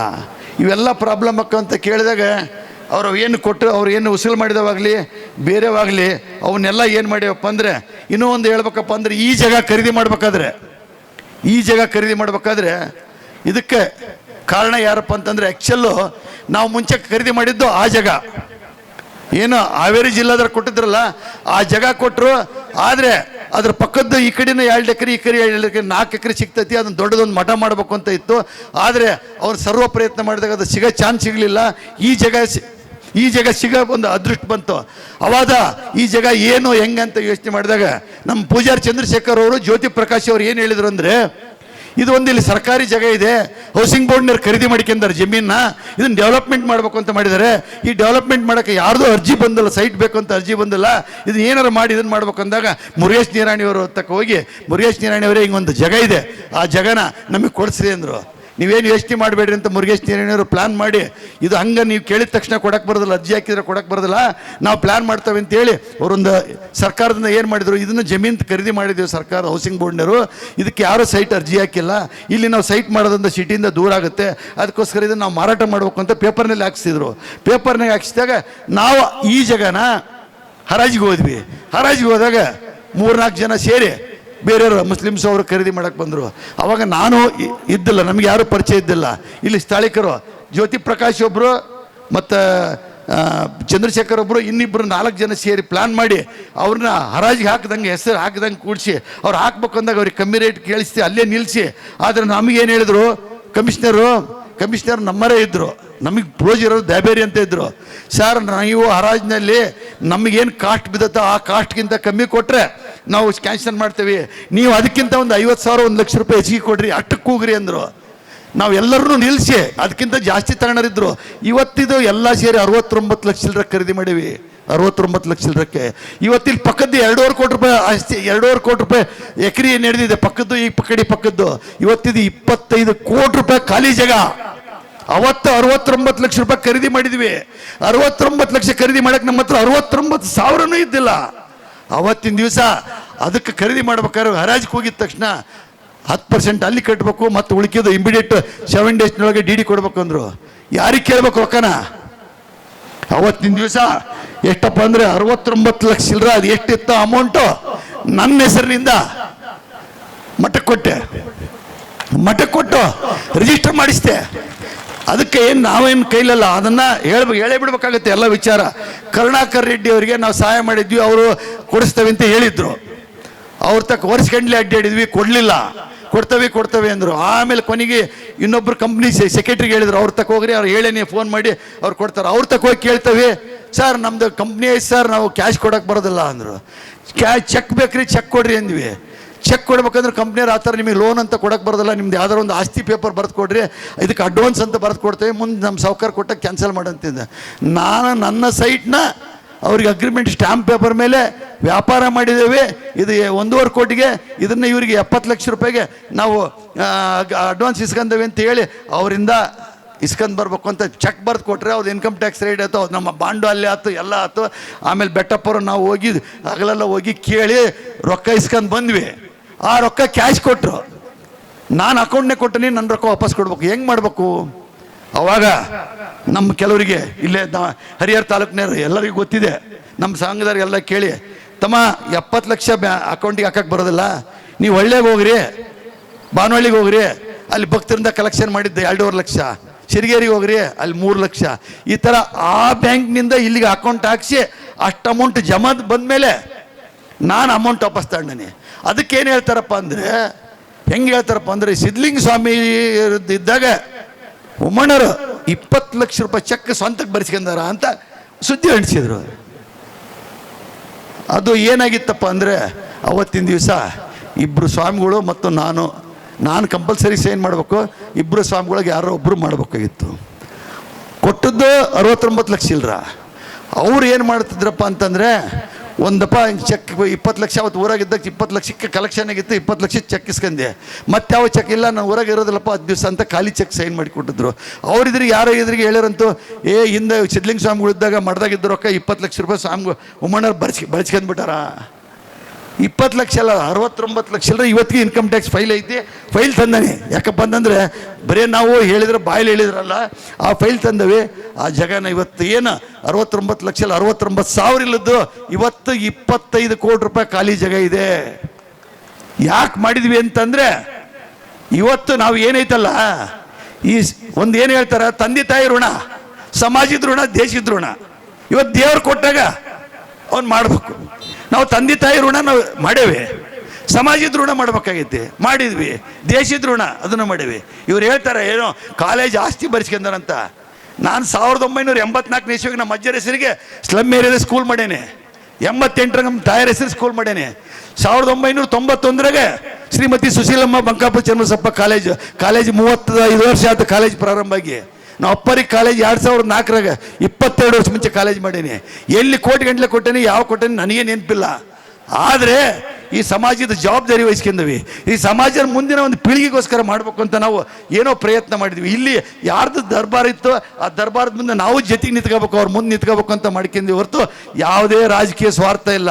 ಇವತ್ತು ಯಾವ ರೀತಿ ಹೇಳ್ತಾ ಇದಾರೆ ಅಂದರೆ, ಇವತ್ತು ಏನು ಹೇಳ್ತಾ ಇದಾರಲ್ಲ, ಇವತ್ತೇನು ಇದನ್ನೇನು ಜವಾಬ್ದಾರಿ ವಹಿಸ್ಕೊಂಡು ನಾನು ಮಾಡ್ತೇನೆ ಅಂತ ಹೇಳ್ತಾರಲ್ಲ, ಅವರು MLA ಆಗ್ಬೇಕಾದ್ರೆ ಇವತ್ತು ಹೇಳ್ಬೇಕಾಗಿತ್ತಪ್ಪ ಅಂದರೆ ಇವರೇನು ನಮಗೆ ಸಂಪರ್ಕ ಇದ್ದಿಲ್ಲ. ಅವತ್ತು ನಮ್ಮ ತಂದೆಯರಿಗಾಗಲಿ ಇಲ್ಲಿ ಬಾನವಳ್ಳಿಯರಿಗಾಗಲಿ ಎಸ್ ಶಿವಪ್ಪರಪ್ಪ ಅಂದರೆ ನಮ್ಮ ಸಮಾಜದ ಒಬ್ಬ ಗಣ್ಯ ವ್ಯಕ್ತಿ, ಒಬ್ಬ ಒಳ್ಳೆ ಧೈರ್ಯವಂತ ಅಂತ ಇತ್ತು. ಏನೇ ಇದ್ರು ಕೆಲಸ ಇದ್ರು ಕೆಲಸ ಆಗ್ತಿದ್ವು. ಅವತ್ತಿನ ದಿವಸ ಇವ್ರು MLC ನಿಂತ್ಕೊಂಡಾಗ ತುಮಕೂರಿನಾಗಿದ್ದಾಗ ನಾ 2 ದಿವಸ ಎಲೆಕ್ಷನ್ ಐತಿ, ಈಗ ಅಲ್ಲಿ ಪಾರ್ಟಿ ಮಾಡಕ್ಕೆ ರೊಕ್ಕ ಬೇಕು, ಒಂದು 10 ಲಕ್ಷ ಕೊಟ್ಟರೆ ಗೆಲ್ತೀನಿ ಅಂತಂದ್ರು. 10 ನಿಮಿಷದಾಗ 10 ಲಕ್ಷ ರೂಪಾಯಿ ಕೊಟ್ಟು ಕಳಿಸ್ತೆ. ಈ ಶಿವಪ್ಪರ್ ನಿಂತ್ಕೊಂಡಾಗ ಇನ್ಕಮ್ ಟ್ಯಾಕ್ಸ್ನವ್ರಿಗೆ ಆಫೀಸ್ ಮೀಟಿಂಗಿಗೆ ನಾನು ಭಾಗವಹಿಸಿದ್ದೆ. ಹೋಗಿ ಬೇರೆ ಸಮಾಜದ ರೊಕ್ಕ ಕೊಟ್ಟು ಓಟ್ ಹಾಕಿಸಿದ್ವಿ. ಯಾಕೆ ಹಾಕ್ಸಿದ್ವಿ? ನಮ್ಮರು ನಮಗೆ ಅಧಿಕಾರ ಬೇಕಾಗಿಲ್ಲ, ನಮ್ಮರ ಅಧಿಕಾರಕ್ಕೆ ಬಿದ್ದರೆ ನಮ್ಮರಿಗೆ ಅನುಕೂಲ ಆಕತಿ ಅಂತ ಮಾಡಿದ್ವಿ. ಇವರು 2ನೇ ಹೆಂಡತಿಗೆ ನಾನು ಬೇಜಾರಾಗಿ ಸುಮ್ಮನೆ ಕುಂತಿದ್ದೆ. ಆದರೆ ಮತ್ತೆ ಎಲ್ಲರೂ ಹೇಳಿದ್ರು, 1 ವರ್ಷ ಇದ್ದಾಗ, ಉಮ್ಮಣ್ಣರೇ ಏನೋ ಹುಡುಗ ತೆಪ್ಪ ಮಾಡ್ಯಾನ, ಸುಧಾರಿಸ್ಕೊಂತಾನ, ಏನೇ ಆಗಲಿ ನಮ್ಮ ಮಠ ಐತಿ, ಇಲ್ಲಿ ನಮ್ಮನ್ನು ಮಾಡಬೇಕು, ನೀವು ಬೆಂಬಲ ಕೊಡಬೇಕು ಅಂತ ಹೇಳಿದರು.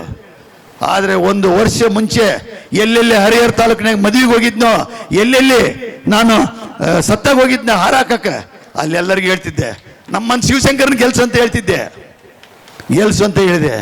ಕೊನೆಗೆ ಏನೋ ಕೇಳಿದ್ರು, ಕೊನೆ ಟೈಮ್ನಾಗ ರೊಕ್ಕ ಖರ್ಚಿಗಿಲ್ಲ ಅಂದಾಗ ಆತನ ತಕ್ಕ ರೊಕ್ಕದ ವ್ಯವಹಾರ ಮಾಡೋದಲ್ಲ ಅಂತ ಹೇಳಿದ್ವಿ, ಯಾರಿಗೆ ಆಗೋದಿಲ್ಲ ಅಂತ ಹೇಳಿದ್ವಿ. ಕೊನೆಗೆ ಇದೇ ನಾಗನಗೌಡರು ಇನ್ನೊಬ್ರು ಸೋಮಣ್ಣ ಇಬ್ರು ಬಂದು ಸ್ವಲ್ಪ ಖರ್ಚಿಗೆ ರೊಕ್ಕ ಬೇಕಾಗಿತ್ತು ಅಂದರು. ಬೆಂಗಳೂರಿನಾಗೆ ಇದೇ ಪರಮೇಶ್ವರ ಗೌಡ ಬೆಂಗಳೂರಿನಾಗ ಲಾಡ್ಜಿಂಗ್ನಾಗ ಉಳ್ಕೊಂಡ 2 ಕೋಟಿ ಬೇಕಂದ. 2 ಕೋಟಿಯಲ್ಲಿ 10 ಕೋಟಿ ಕೊಡಿಸ್ತೇನೆ, ಆದರೆ ನೀವು ನಮ್ಮ ಕಡೆ ಅಲ್ಲಿ ಬೆಂಗಳೂರಿನಾಗ ರೊಕ್ಕ ಕೊಟ್ಟರೆ ನಾನು ಇಲ್ಲಿ ಕೊಡ್ತೇನೆ, ನೀವು ಕೊಡದೆ ಹೊರತು ನಾನು ಕೊಡೋಕ್ಕಾಗೋದಿಲ್ಲ, ಅನುಭವಿಸ್ತೇನೆ ಅಂತ ಹೇಳಿದೆ. 3 ದಿವಸಕ್ಕಾದರೂ ಕೊನೆಗೆ ಕೊಡಲಿಲ್ಲ. ಪದೇ ಪರಮೇಶ್ವರ ಗೌಡ ಏನು ಮಾಡ್ಬೇಕ್ರಿ, ರೊಕ್ಕ ತರೋದು ಪಜೀತಿ, ನೀ ತರೋದು ಬೇಡಪ್ಪ, ನೀನು ಎಲ್ಲೆದೋ ಅಂತ ಹೇಳು, ನಮ್ಮನ್ನು ಕಳಿಸಿ ತರಿಸ್ತಾನೆ ಕೊಡ್ತಾನೆ ಅಂದೆ. ಕೊನೆಗೂ ಆಗಲಿಲ್ಲ, ಬರೀ ಕೈಲಿ ಬಂದರು. ಇದೇ ಸೋಮಣ್ಣ ಕಾಂಟ್ರಾಕ್ಟ್ದಾರರು ಇವರು ಬಂದು, ಉಮ್ಮಣ್ಣರೇ ನಾಳೆ ನಾಡ್ದು ಎಲೆಕ್ಷನ್ ಐತಿ, ಖರ್ಚಿಗೆ ರೊಕ್ಕ ಬೇಕು, ದಯವಿಟ್ಟು ಕೊಡ್ರಿ ಅಂತೆ. ಹೇಳ್ರಿ, ರೊಕ್ಕ ಸಾಲ ಕೇಳಬೇಡ್ರಿ, ತಗೊಳ್ರಿ 5 ಲಕ್ಷ ರೂಪಾಯಿ ನಾನು ಡೊನೇಷನ್ ಕೊಡ್ತೇನೆ ಅಂತ 5 ಲಕ್ಷ ರೂಪಾಯಿ ಇಟ್ಟೆ. 5 ಲಕ್ಷ ರೂಪಾಯಿ ಇಟ್ಟೆ. ಮತ್ತೆ ಇಲ್ಲ ಸಾಲ ಬೇಕು ಅಂದರು. ಇಲ್ಲರಿ ನಾವು ಅವ್ರ ಕೈಯಾಗ ಕೊಟ್ಟು ಉಸುಲು ಮಾಡೋಕ್ಕಾಗೋದಿಲ್ಲ, ನಾವು ಅವ್ರ ಕೂಡ ಆಗೋದಿಲ್ಲ ಅಂದ್ವಿ. ಕೊನೆಗೆ ಇವರಿಬ್ಬರು ಸೇರಿ ಏನು ಹೇಳಿದರು, ಅವ್ರನ್ನ ಕೇಳಬೇಡ್ರಿ, ನಾನು ಕೊಡ್ತೀನಿ, ನಾನು ರೊಕ್ಕ ಕೊಡ್ತೀನಿ ಅಂತ ನಾಗನಗೌಡರು ಒಪ್ಪಿಗೆ ಅಂದರು. ಅವಾಗ ಮತ್ತೆ 30 ಲಕ್ಷ ರೂಪಾಯಿ ಕೊಟ್ಟು ಕಳಿಸ್ತೆ. ಅವಾಗ ಇಮಿಡಿಯೇಟ್ ಕೊಡ್ತೇವೆ ಅಂದ್ರೆ ಕೊಡಲಿಲ್ಲ, ಲೇಟಾಗಿ ಕೊಟ್ಟರು. ಆದರೆ ಅದ್ರ ಸಲುವಾಗಿ ಆ 30 ಲಕ್ಷ ರೂಪಾಯಿ ಇಸ್ಕೊಳಕ್ಕೆ ಇವರು ಅವ್ರ ಹತ್ರ ಹಗಲೆಲ್ಲ ಅಡ್ಡಾಡಿ ನಿಷ್ಠೂರಾಗಿ ರೂಪಾಯಿ ತಂದು ಕೈ ಮುಗಿದು ಕೊಟ್ಟು ಹೋದರು. ತಿಳ್ಕೊಳ್ರಿ. ಆದರೆ ನಾವು ಇವನ್ನೆಲ್ಲ ಹೇಳೋ ಅವಶ್ಯಕತೆ ಇಲ್ಲ. ಶಿವಪ್ಪರ್ ಗೆಲ್ಲಕ್ಕೆ ನಾವು ಏನು ಮಾಡಿದ್ವಿ ಅಂದರೆ, ನಾವು ಅಪ್ಪರು ಹೇಳೋರು, ಎಲ್ಲಾರ ಇಲ್ಲಪ್ಪ ನಮ್ಮರು ಇರ್ಬೇಕಪ್ಪ, ಏನೇ ಆಗಲಿ ಕೆಲಸ ಆಗೋದು ಬಿಡೋದಲ್ಲ, ಬರ್ರಿ ಕುತ್ಕೊಳ್ರಿ ಅಂತ ಜೊತೆ ಕುಂದಿರ್ಸ್ಕೊಂತಾರೆ, ಏನಾರ ಆಗೋ ಕೆಲಸ ಮಾಡಿಕೊಡ್ತಾರೆ. ನಮ್ಮರಿರ್ಬೇಕು, ನಾವು ಎಲ್ಲೋ ಯಾರ ಮನೆ ಮುಂದೆ ಬಾಗಿಲು ನಿಂತ್ಕೊಳ್ಳೋದಂತ ಹೇಳ್ತಿದ್ರು. ಶಿವಪ್ಪರ ಬಗ್ಗೆ ಅಷ್ಟು ಹೆಮ್ಮೆ ಇತ್ತು. ನಾವೊಂದು ಲಾಟ್ರಿ ಟಿಕೆಟ್ ಮಾಡಿದ್ವಿ, ಇದರಲ್ಲಿ ಬಂಗಾರದ್ದು 1 kg ಎತ್ತಕ್ಕೆ, ಅದಕ್ಕೆ ಲಾಟ್ರಿ ಟಿಕೆಟ್ ಎತ್ತಕ್ಕೆ ಶಿವಶಂಕರಪ್ಪರು ಬಂದು ಕೂತ್ಕೊಂಡ್ರು, ಇವರು ಸಿದ್ದೇಶ್ವರ ಇವರು ಮಲ್ಲಿಕಾರ್ಜುನಪ್ಪರು ಕೂತ್ಕೊಂಡ್ರು. ನಾವು ಎತ್ತಬೇಕು ಅಂತ 10 ಅಂಕಿದ್ದು. ಯಾರಿಗೆ ಎತ್ತಿದ್ರು ಯಾರು ಸಿಟ್ಟಾಕಾರಂತ, ನೀವು 5 ಎತ್ತಿರಿ, ನೀವು 5 ಎತ್ತಿರಿ ಅಂದ್ವಿ. ಎತ್ತಿದ್ರು. ಅದು ಬಂದದ್ದು ಏನಪ್ಪ ಅಂದ್ರೆ, ಭದ್ರಾ ಶುಗರ್ ಫ್ಯಾಕ್ಟ್ರಿಗಿರೋ ಕ್ಲೀನ್ ಮಾಡೋನಿಗೆ ಒಂದು kg ಬಂಗಾರ ಬಂದ್ಬಿಡ್ತು. ಆವಾಗ ಏನಾಯ್ತಪ್ಪ ಅಂದರೆ, ಅದಕ್ಕೆ ಕಾರ್ಯಕ್ರಮ ಇಟ್ಕೊಂಡು ಶಿವಪ್ಪರಿಂದ ಕೊಡಿಸಿದ್ವಿ. ಯಾಕಂದರೆ ಶಿವಪ್ಪರ ಬಗ್ಗೆ ನಮಗೆ ಅಭಿಮಾನ ಇತ್ತು. ಅಭಿಮಾನ ಅಂದರೆ ಏನು, ನಮ್ಮರಪ್ಪ. ಆ ಒಂದು ಅಭಿಮಾನದಿಂದ ನಾವು ಸಮಾಜ ಕಟ್ಟಿದ್ದೀವಿ ಹೊರತು ಇವ್ರು ಏನೋ ತಿಳ್ಕೊಂಡಾರೆ, ತಿಳ್ಕೊಳ್ಳಿ, ಅದ್ರ ಬಗ್ಗೆ ನಾನೇನು ಯೋಚನೆ ಮಾಡೋದಿಲ್ಲ. ಈ ಥರ ಏನಾಗಿದೆಯಪ್ಪ ಅಂದರೆ, ಈ ಒಂದು 69 ಲಕ್ಷ ರೂಪಾಯಿ ಜೊತೆಗೆ ಅದು ಏನಾಯ್ತಪ್ಪ ಅಂದರೆ ಕೆಲವರು ರೂಪಾಯಿ ಕೊಟ್ಟಾರ್ರಿ, ಚೆಕ್ ಕೊಡ್ರಿ ಅಂದರೆ ಇಲ್ಲ ನಾವು ರೂಪಾಯಿ ಚೆಕ್ ಕೊಟ್ಟು ರೂಪಾಯಿ ಇಸ್ಕೊಂತೀವಿ ಅಂತ ಕೆಲವರು ಒಂದು 3-4 ಜನಕ್ಕೆ ಕೊಟ್ಟಾರೆ. ಬಂದವ್ರು ಚೆಕ್ ಕೊಡಲಿಲ್ಲ, ಬರಲಿಲ್ಲ. ಹೆಸರು ಕೊಡ್ರಿ ಅಂದರೆ ಹೆಸರು ಕೊಡಲಿಲ್ಲ. ನಾವು ಡಿಪಾಸಿಟೇ ಇಡಬೇಕಾಗೈತಿ, ನಾವು ಅದಕ್ಕೆ ಬೇಕೇ ಬೇಕಾಗೈತಿ ಅಂದಾಗ ಆ ಅಮೌಂಟು ಏನು 69 ಲಕ್ಷ ರೂಪಾಯಿ ಪ್ಲಸ್ ಉಳಿಕೆದರು ಪೆಂಡಿಂಗ್ ಏನಿದಾವೆ ಹೆಸರಿಲ್ದರು 1,26,00,000 ರೂಪಾಯಿ ಜಮಾ ಇದ್ದಾರೆ. 1,26,00,000 ಲಕ್ಷದಾಗೆ ಏನು ನಾವು ಈ ಜಾಗ ಖರೀದಿ ಮಾಡಕ್ಕೆ ಕೊಟ್ಟದ್ದು ಅದು ದೇಣಿಗೆ ಅಂತ ಬರ್ಕೊಂಡಿದ್ವಿ. ಸುಮಾರು ಇನ್ನು ಉಳ್ಕಿದ ರೊಕ್ಕ ಯಾರ್ಯಾರು ಹೆಸರಿಲ್ಲ ಭಕ್ತರಿಂದ ಅಂತ ಬರ್ಕೊಂಡವಿ. ಇವತ್ತು ನಾವು ಯಾರಿಗೆ ಕೇಳಲಿ ಅವರು ರಸೀದಿ ತರಲಿ, ಅವರು ನಾವು ಲೆಕ್ಕ ತೋರಿಸ್ತೇವೆ. ಇದು ಇವತ್ತಿಗೆ ನಾವು ಲೆಕ್ಕ ಕೊಟ್ಬಿಟ್ಟವಿ, ನಮ್ಗೆ ಮುಗೀತು ಅಂತಲ್ಲ. ಇವತ್ತು ಯಾವ ತಿನ್ನೋ ಅವಶ್ಯಕತೆ ನಮಗೆ ಬೇಕು, ದೇವರು ಕೊಟ್ಟಾನ. ಆದರೆ ಇವತ್ತು ತಮ್ಮ ಇದನ್ನು ಕೊಡಲಿ.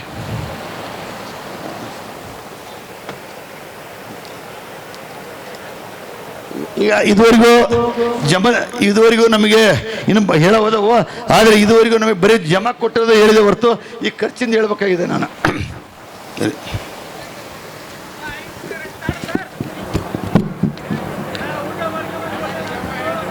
ಸರ್, ನಾವು ಊಟ ನಿದ್ದೆ ಬಿಟ್ಟು 1.5 ತಿಂಗಳಾಯ್ತು, ನಿದ್ದೆನೇ ಬರೋದಿಲ್ಲ. ಸಮಾಜಕ್ಕೆ ಬಂದು ಇಷ್ಟಕಂಡ 23 ವರ್ಷ ಜೀವನ ಹಾಳು ಮಾಡ್ಕೊಂಡು ಜನರ ಕೂಟಾಗ ಬಯಸ್ಕೊಂಡು ನಿದ್ದೆ ಬರೋದಿಲ್ಲ. ಯಾಕಪ್ಪ ಅಂದರೆ ಅಂಥ ಗೌರವ ಕೊಟ್ಟಾರ ನಮ್ಮ ಬಂಧುಗಳು.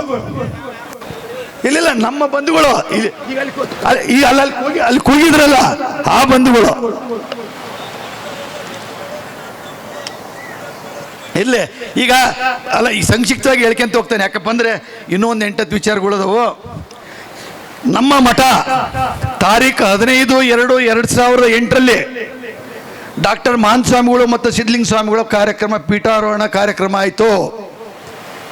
ನಿಮ್ಮೆಲ್ಲರಿಗೂ ಗೊತ್ತಿದೆ. ಆ ಜೀವಮಾನದಾಗ ಅಂತ ಕಾರ್ಯಕ್ರಮ ಮುಂದೆ ನೋಡ್ತಾವೋ ಇಲ್ಲೋ ಗೊತ್ತಿಲ್ಲ. ನಾವೆಲ್ಲರೂ ಸೇರಿ ಬಹಳ ಶ್ರಮಪಟ್ಟು ಒಂದು ದೊಡ್ಡ ಕಾರ್ಯಕ್ರಮ ಮಾಡಿದ್ವಿ. ಆ ಕಾರ್ಯಕ್ರಮದಲ್ಲಿ ಖರ್ಚು ಅದು ಪೂರ ಏನಾಗಿತ್ತಪ್ಪ ಅಂತಂದರೆ ತಮ್ಮ ಹಳೇದು ಕೊಡಿಲಿ. ಈಗ ಅದು 2008 ಹಳೇದು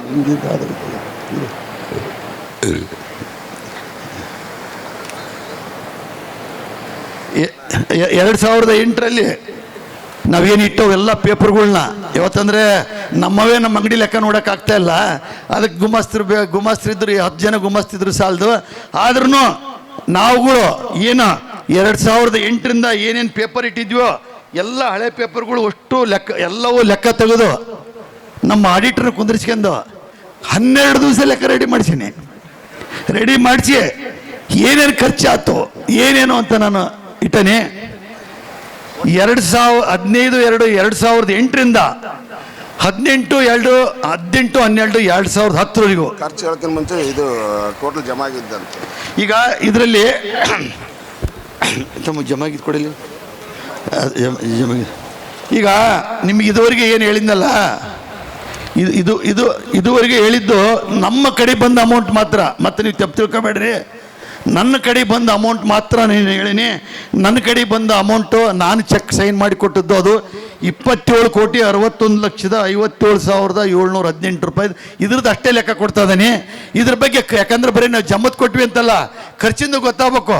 ಇವತ್ತು ಅವ್ರಿಗೆ ಕೊಡ್ಬೇಕು ಅಂತಲ್ಲ, ಇವತ್ತು ನಾವು ಇದನ್ನೇನು ಮಾಧ್ಯಮದ ಮೂಲಕ ಇಡೀ ರಾಜ್ಯಕ್ಕೆ ಇಡೀ ಸಮಾಜಕ್ಕೆ ನಾವು ಕೊಡ್ತಾ ಇದ್ದೇವೆ ಲೆಕ್ಕನ. ಇದು ಕೊಡೋ ಅವಶ್ಯಕತೆ ಇಲ್ಲ, ಆದ್ರೆ ಕೊಡ್ತೇವೆ. ನಮ್ಮ ಏನು ಪ್ರಾರಂಭವಾದ ಮಠ, ನಮ್ಮ ಒಂದು ಸಂಘ ಏನಿತ್ತಲ್ಲಪ್ಪ, ಸಂಘ ಅದು ಒಂದು ಮೆಂಬರ್ಶಿಪ್ ಇತ್ತು. ಮೆಂಬರ್ಶಿಪ್ ಯಾರು ರೂಪಾಯಿ ಕೊಟ್ಟಿದ್ರು ಡಿಪಾಸಿಟ್ ಇಡ್ತಿದ್ವಿ. ಆ ಡಿಪಾಸಿಟ್ ರೊಕ್ಕದಲ್ಲಿ ಏನು ಸಂಘದ ಒಂದು ಸಣ್ಣ ಪುಟ್ಟ ಟೈಪ್ ಮಾಡಿಸೋದು, ಕರೆಸ್ಪಾಂಡೆನ್ಸು ಮಾಡ್ತಿದ್ವಿ. ಎಲ್ಲಿ ಸಂಘ ಕಾರ್ಯಕ್ರಮ ಜನರಲ್ ಬಾಡಿ ಮಾಡ್ತಿತ್ತು, ಅಲ್ಲಿ ಎಲ್ಲಿ ಬಲಾಢ್ಯ ಆಗಿದ್ವಿ ಅವ್ರಿಗೆ ರಿಕ್ವೆಸ್ಟ್ ಮಾಡಿ, ಅವ್ರಿಗೆ ಸ್ಪಾನ್ಸರ್ ಮಾಡಿ, ಅವರಿಂದನೇ ಕಾರ್ಯಕ್ರಮ ಮಾಡಿಸ್ತಿದ್ವಿ. ಇದು ನಡೆದ ಬಂದ ದಾರಿ. ಯಾಕಪ್ಪ ಅಂದರೆ ನಮ್ಮ ಒಂದು ಸಂಘಕ್ಕೋಸ್ಕರ ಯಾರ ತಕ್ಕೂ ಡಿಪಾಸಿಟ್ ಎತ್ತಿಲ್ಲ. ಆದರೆ ನಾನು ಸಂಘದ ಪರವಾಗಿ ಏನು ವಿಚಾರನ ತಿಳ್ಕೊಂಡಿರೋದು ಹೇಳ್ತಾ ಇದ್ದೀನಿ. ಮತ್ತು ಸಂಘದವರು ಇದೇನಿದೆಲ್ಲ ಆ ಒಂದು ಇದರಿಂದ ಮಾಡ್ಕೊಂತ ಎಲ್ಲ ಕಡೆ ಮಾಡ್ಕೊಂತ ಬಂದಿದ್ವಿ. 2003 ದಾವಣಗೆರೆಯಲ್ಲಿ ಏನು ಬಾವಿ ಬೆಟ್ಟಪ್ರವ್ರ ಅಧ್ಯಕ್ಷರಾದರು, ದಿಂಡೂರು ಹೊತ್ತ ಇವರೆಲ್ಲದ್ರ ಮೇಲೆ ನಾವು ಒಪ್ಕೊಂಡಾಗ ಅವಾಗ ಇದನ್ನ ಏನೋ ಬಲಾಢ್ಯವಾಗಿ ಮಾಡಬೇಕು ಅಂತ ನಾವು ಸ್ಟೇಟ್ನಾಗೆ ಅವಾಗ ಆಫೀಸ್ ಇದ್ದದ್ದಪ್ಪ ಅಂದ್ರೆ ದಿಂಡೂರು ಮನೆಗಿತ್ತು. ಸ್ಟೇಟ್ನಾಗೆ ಫಸ್ಟ್ ಟೈಮ್ ದಾವಣಗೆರೆಯಲ್ಲಿ ಆಫೀಸ್ ಮಾಡಿದ್ವಿ, ಜಿಲ್ಲಾ ಆಫೀಸ್ ಮಾಡಿದ್ವಿ. ಅವ್ರಿಗೆ ಹೇಳಿದ್ವಿ ತಳಬಾಳ ಕಾರ್ಯಕ್ರಮ ಎಲ್ಲೆಲ್ಲೋ ಮಾಡ್ತಾರೆ, ನಮ್ಮದು ವರ್ಷಕ್ಕೊಮ್ಮೆ ಕಾರ್ಯಕ್ರಮ ಮಾಡ್ಬೇಕಂತ, ಕಿತ್ತೂರು ಚೆನ್ನಮ್ಮ ಜಯಂತ್ಯೋತ್ಸವ ಮಾಡ್ಬೇಕು ಅಂತ ಅಂದಾಗ ಯಾರು ಮಾಡ್ತೀರಿ ಫಸ್ಟ್ ಅದು ಮಾಡ್ಬೇಕಾದ್ರೆ ದೊಡ್ಡ ಖರ್ಚದ. ಅವಾಗ ದಾವಣಗೆರೆಯಲ್ಲಿ ಮಾಡ್ತೇವೆ ಅಂದರು. ದಾವಣಗೆರೆಯಲ್ಲಿ ಮಾಡ್ತೇವೆ ಅಂದ ತಕ್ಷಣ ಹೊನ್ನಾಳ್ಯರು ಮಾಡ್ತೇವೆ ಅಂದರು. ಹೊನ್ನಾಳ್ಯರಿಗೆ ವಹಿಸ್ಕೊಟ್ಟು ಪ್ರಾರಂಭ ಮಾಡಿದ್ವಿ ಆ ಕಾರ್ಯಕ್ರಮ, ಕಿತ್ತೂರು ಚೆನ್ನಮ್ಮ ಕಾರ್ಯಕ್ರಮ. ಅದು ಮುಂದುವರಿತಾ ಸರ್ಕಾರ ನೆರವೇರಿಸ್ತಂತ ಹೇಳ್ತಾ, ಇದ್ರ ಜೊತೆಗೆ ಏನು ನಾವು ಪೀಠಾರೋಹಣ ಅಲ್ಲದೆ 2018, 2010 ಒಂದು ಅದ್ಭುತವಾದ ಈ ಜಾಗದಲ್ಲಿ ಕಾರ್ಯಕ್ರಮ, ದೊಡ್ಡ ಕಾರ್ಯಕ್ರಮ ಮಾಡಿದ್ವಿ. ಅದಕ್ಕೆಲ್ಲ ರಾಜ್ಯದ ಮುಖ್ಯಸ್ಥರು ಎಲ್ಲರೂ ಬಂದರು. ದೇವಸ್ಥಾನ ಅಡಿಗಲ್ ಸಮಾರಂಭ ಅವೆಲ್ಲವೂ ಮಾಡಿ ಒಂದು ಕಾರ್ಯಕ್ರಮ ಮಾಡಿದ್ವಿ. ಅಲ್ಲಿಂದ ಟೋಟ್ಲ್ ಜಾತ್ರೆ ಇದು ಪೀಠಾರೋಹಣದಿಂದ ಆ ಕಾರ್ಯಕ್ರಮದವರೆಗೂ ಟೋಟ್ಲ್ ಜ್ಯೋತಿವಾಹನ, ಆಮೇಲೆ ಶ್ರೀಪೀಠದ ಆವರಣದಲ್ಲಿ ನಡೆದ ಮುಖ್ಯಮಂತ್ರಿ BS ಯಡಿಯೂರಪ್ಪರ ಅಡಿಗಲ್ ಸಮಾರಂಭ 18ರಿಂದ ಅವರಿಗೆ ಕಾರ್ಯಕ್ರಮದ ಶಾಮಿಯಾನ, ಪ್ರಚಾರ, ದಾಸೋಹ, ಇತರೆ ಒಟ್ಟು ಖರ್ಚು ಆ ದೊಡ್ಡ ಎರಡೂ ಕಾರ್ಯಕ್ರಮದಿಂದ 45,63,072 ರೂಪಾಯಿ ಹೆಚ್ಚಿಗೆ ಖರ್ಚಾಗಿತ್ತು. ಅದಾದಮೇಲೆ ನಾವು ಇಲ್ಲೇನು ಪೀಠಾರೋಹಣ ಮಾಡಿದ ತಕ್ಷಣ ಇಲ್ಲಿ ನಾವು ಬಿಲ್ಡಿಂಗ್ ಹುಡುಕಿದ್ವಿ, ಯಾವುದೂ ಸಿಗಲಿಲ್ಲ. ಕೊನೆಗೆ ನಾವೆಲ್ಲ ಯೋಚನೆ ಮಾಡಿ ಇಲ್ಲಿ ಎಲ್ಲೋ ಬಿಲ್ಡಿಂಗ್ ಮಾಡಿ ನಮ್ಮ ಜಗದ್ಗುರುಗಳು ಕುಂದಿರಿಸಿದ್ರಲ್ಲ ಅಂತೇಳಿ ದಾವಣಗೆರೆಯಲ್ಲಿ ಒಂದು ಸಜ್ಜೀವೋತ್ಸವ ಮಠದ ಪಕ್ಕದಲ್ಲಿ ಒಂದು ನಮ್ಮ ಬೇಕಾದ್ರದ್ದು ಒಂದು ಬಿಲ್ಡಿಂಗ್ ಇತ್ತು. ಆ ಬಿಲ್ಡಿಂಗ್ನಲ್ಲಿ ಇಬ್ಬರು ಸ್ವಾಮಿಗಳನ್ನ ಒಂದು ಮಠ ಅಂತ ನಾವು ಅದಕ್ಕೊಂದು ಹೆಸರಿಟ್ಟು ಅಲ್ಲಿ ಒಂದು ಇಬ್ಬರು ಸ್ವಾಮಿಗಳು ಉಳ್ಕಂತಂದ ಒಂದು ಕಾರ್ಯಕ್ರಮ ಮಾಡಿದ್ವಿ. ಅಲ್ಲಿ ಯಾವಾಗ ಮಾಡಿದೀವಪ್ಪ ಅಂದರೆ 15/2/2008 ಆ ಒಂದು ಬಿಲ್ಡಿಂಗನ್ನು ಬಾಡಿಗೆ ಹಿಡ್ಕೊಂಡು ಅಲ್ಲಿ ಸ್ವಾಮಿಗಳಿಗೆ ಕಾರು, ಡ್ರೈವರು, ಆಮೇಲೆ ಮರಿ, ಅಲ್ಲಿ ಪ್ರಸಾದ, ಅಲ್ಲಿ ಏನು ಕಾರ್ಯಕ್ರಮ ಖರ್ಚು, ಇವೆಲ್ಲವೂ 51 ತಿಂಗಳು ನಾವು ಖರ್ಚು ಮಾಡೀವಿ. ಅಂದರೆ ಎಲ್ಲಿ ಊರಾಗ ರೊಕ್ಕ ಎತ್ತಕ್ಕೆ ಹೋಗಿಲ್ಲ, 51 ತಿಂಗಳು ಖರ್ಚು ಮಾಡೀವಿ. ರೊಕ್ಕ ಎತ್ತ ಕಾರ್ಯಕ್ರಮ ನಾನು ಅದನ್ನು ಬೇರೆ ಹೇಳ್ತೇನೆ, ನಾವು ಮಾಡಿದ್ದೀವಿ. ಈ ಕಾರ್ಯಕ್ರಮ ಮಠದ ಖರ್ಚು ಸುಮಾರು ಒಂದು ತಿಂಗಳಿಗೆ 90,000 ರೂಪಾಯಿ ತನಕ ಬಂದಿದೆ. 99,000 ಒಂದು ವರ್ಷಕ್ಕೆ.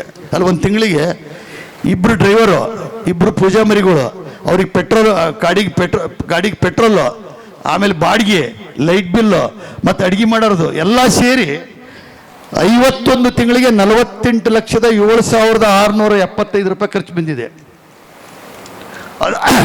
ಅದಾದಮೇಲೆ ಅವಾಗ ನಮ್ಮ ದುರ್ದೈವ ಮಹಾನ್ ಸ್ವಾಮಿಗಳು ನನಗೆ ಇಲ್ಲಿ ಗುಡಿಸ್ಲಾಕಿ ಕೊಡ್ರಿ, ನಾನು ಇಲ್ಲಿರ್ತೇನೆ, ಭಕ್ತರು ಇಲ್ಲಿಗೆ ಬಂದರೆ ಅವ್ರಿಗೆ ತೋರಿಸಿ ಸಮಾಜ ಕಟ್ಟಬೇಕು ಅಂತ ಹೇಳಿ ತೋರಿಸಿ ನಾನು ಧನ ಸಹಾಯ ಮಾಡೋಕೆ ಅನುಕೂಲಕತ್ತಿ ಇಲ್ಲಿ ಕಟ್ಟ್ರಿ ಅಂತ ಭಾಳ ಒತ್ತಾಯ ಮಾಡಿದರು. ಅವಾಗ ಇಲ್ಲಿ ಮಾಡಿದ್ವಿ. ಆದರೆ ಇಲ್ಲಿ ಅದೇನು ಉದ್ಘಾಟನೆ ಆಗೋಕ್ಕಿಂತ ಮುಂಚೆನೇ ಇದಾಯಿತು.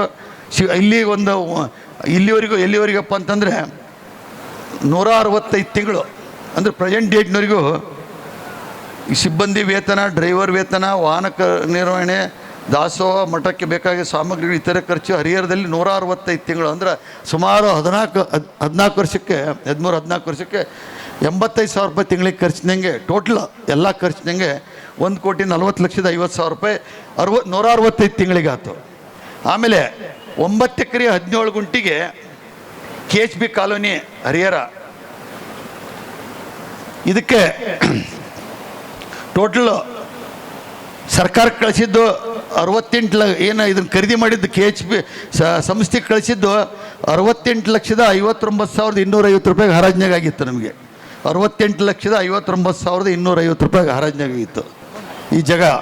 ಆಮೇಲೆ 1/12/2010ರಿಂದ 10/7/2012ವರೆಗೂ ಮಠದ ಜಾಗದಲ್ಲಿ ಮಣ್ಣೇರಿಸಿದ್ದು, ಗುಂಡಿ ಮುಚ್ಚಿದ್ದು, 9 ಎಕರೆ 17 ಗುಂಟೆ ಅಭಿವೃದ್ಧಿ ಮಾಡಿದ್ದು. ಅಂದರೆ ಈ ಜಾಗ ಏನಾಗಿತ್ತಪ್ಪ ಅಂದರೆ ನಾವು ರಸ್ತೆಯಲ್ಲಿ ನಿಂತ್ಕೊಂಡು ನೋಡಿದ್ವಿ, ಈಚಲು ಮರ ಇದ್ದು, ಆದರೆ ಇದು ಸುಮಾರು ಲಾಸ್ಟಿಗೆ ಡೌನ್ ಇತ್ತು.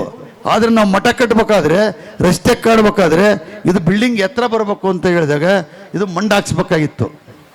ಮಣ್ಣು ಹಾಕ್ಸಿ ಈ ಒಂದು ಪೂರ ಜಾಗನ ಆ ರಸ್ತೆ ಮುಂದೆ ಅದು ಕಾಂಕ್ರೀಟ್ ರೋಡ್ ಆದರೆ ಅದಕ್ಕಿಂತ ಇದು ಒಂದು 2 ಅಡಿ 3 ಅಡಿ ಎತ್ತರದಾಗ ಬೇಕು ಅಂತ ಹೇಳಿ ಅವಾಗ ಈ ಜಗದ ಕೆಲಸನ ಪ್ರಾರಂಭ ಮಾಡಿ ಭಾಳ ಒಂದು ದೊಡ್ಡ ಕೆಲಸ ಅದು.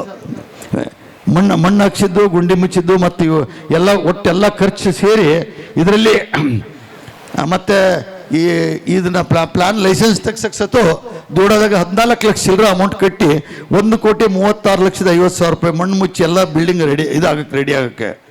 ಆಮೇಲೆ JCB HIT ಮತ್ತು ಇತರ ಖರ್ಚುಗಳಿಗೆ 3,50,000 ರೂಪಾಯಿ ಬಂತು. ಇದರಲ್ಲಿ ಇನ್ನೂ ಒಂದು ಏನಿದೆ ಅಂದರೆ ಎಲ್ಲ ಮುಚ್ಚೋಗಿದ್ದಾರೆ, ಯಾರಿಗೂ ಗೊತ್ತಾಗೋದಿಲ್ಲ ಏನಾಗಿದೆ ಅಂತ. ಈ ಒಂದು ಜಗದಲ್ಲಿ ಯಾರಿಗೂ ಗೊತ್ತಿಲ್ಲ. ವಾಸ್ತುದ ಪ್ರಕಾರ 4 ಎಕರೆ 17 ಗುಂಟಿಗೆ 4 ಕಡೆನೂ ಕಾಂಪೌಂಡ್ ಇದೆ. ಈ ವಾಸ್ತುದ ಪ್ರಕಾರ ಇದು ಏನಾಗಿದೆ ಅಂದರೆ ವಾಸ್ತು ಸರಿಯಾಗಿ ಇದ್ದಿಲ್ಲ.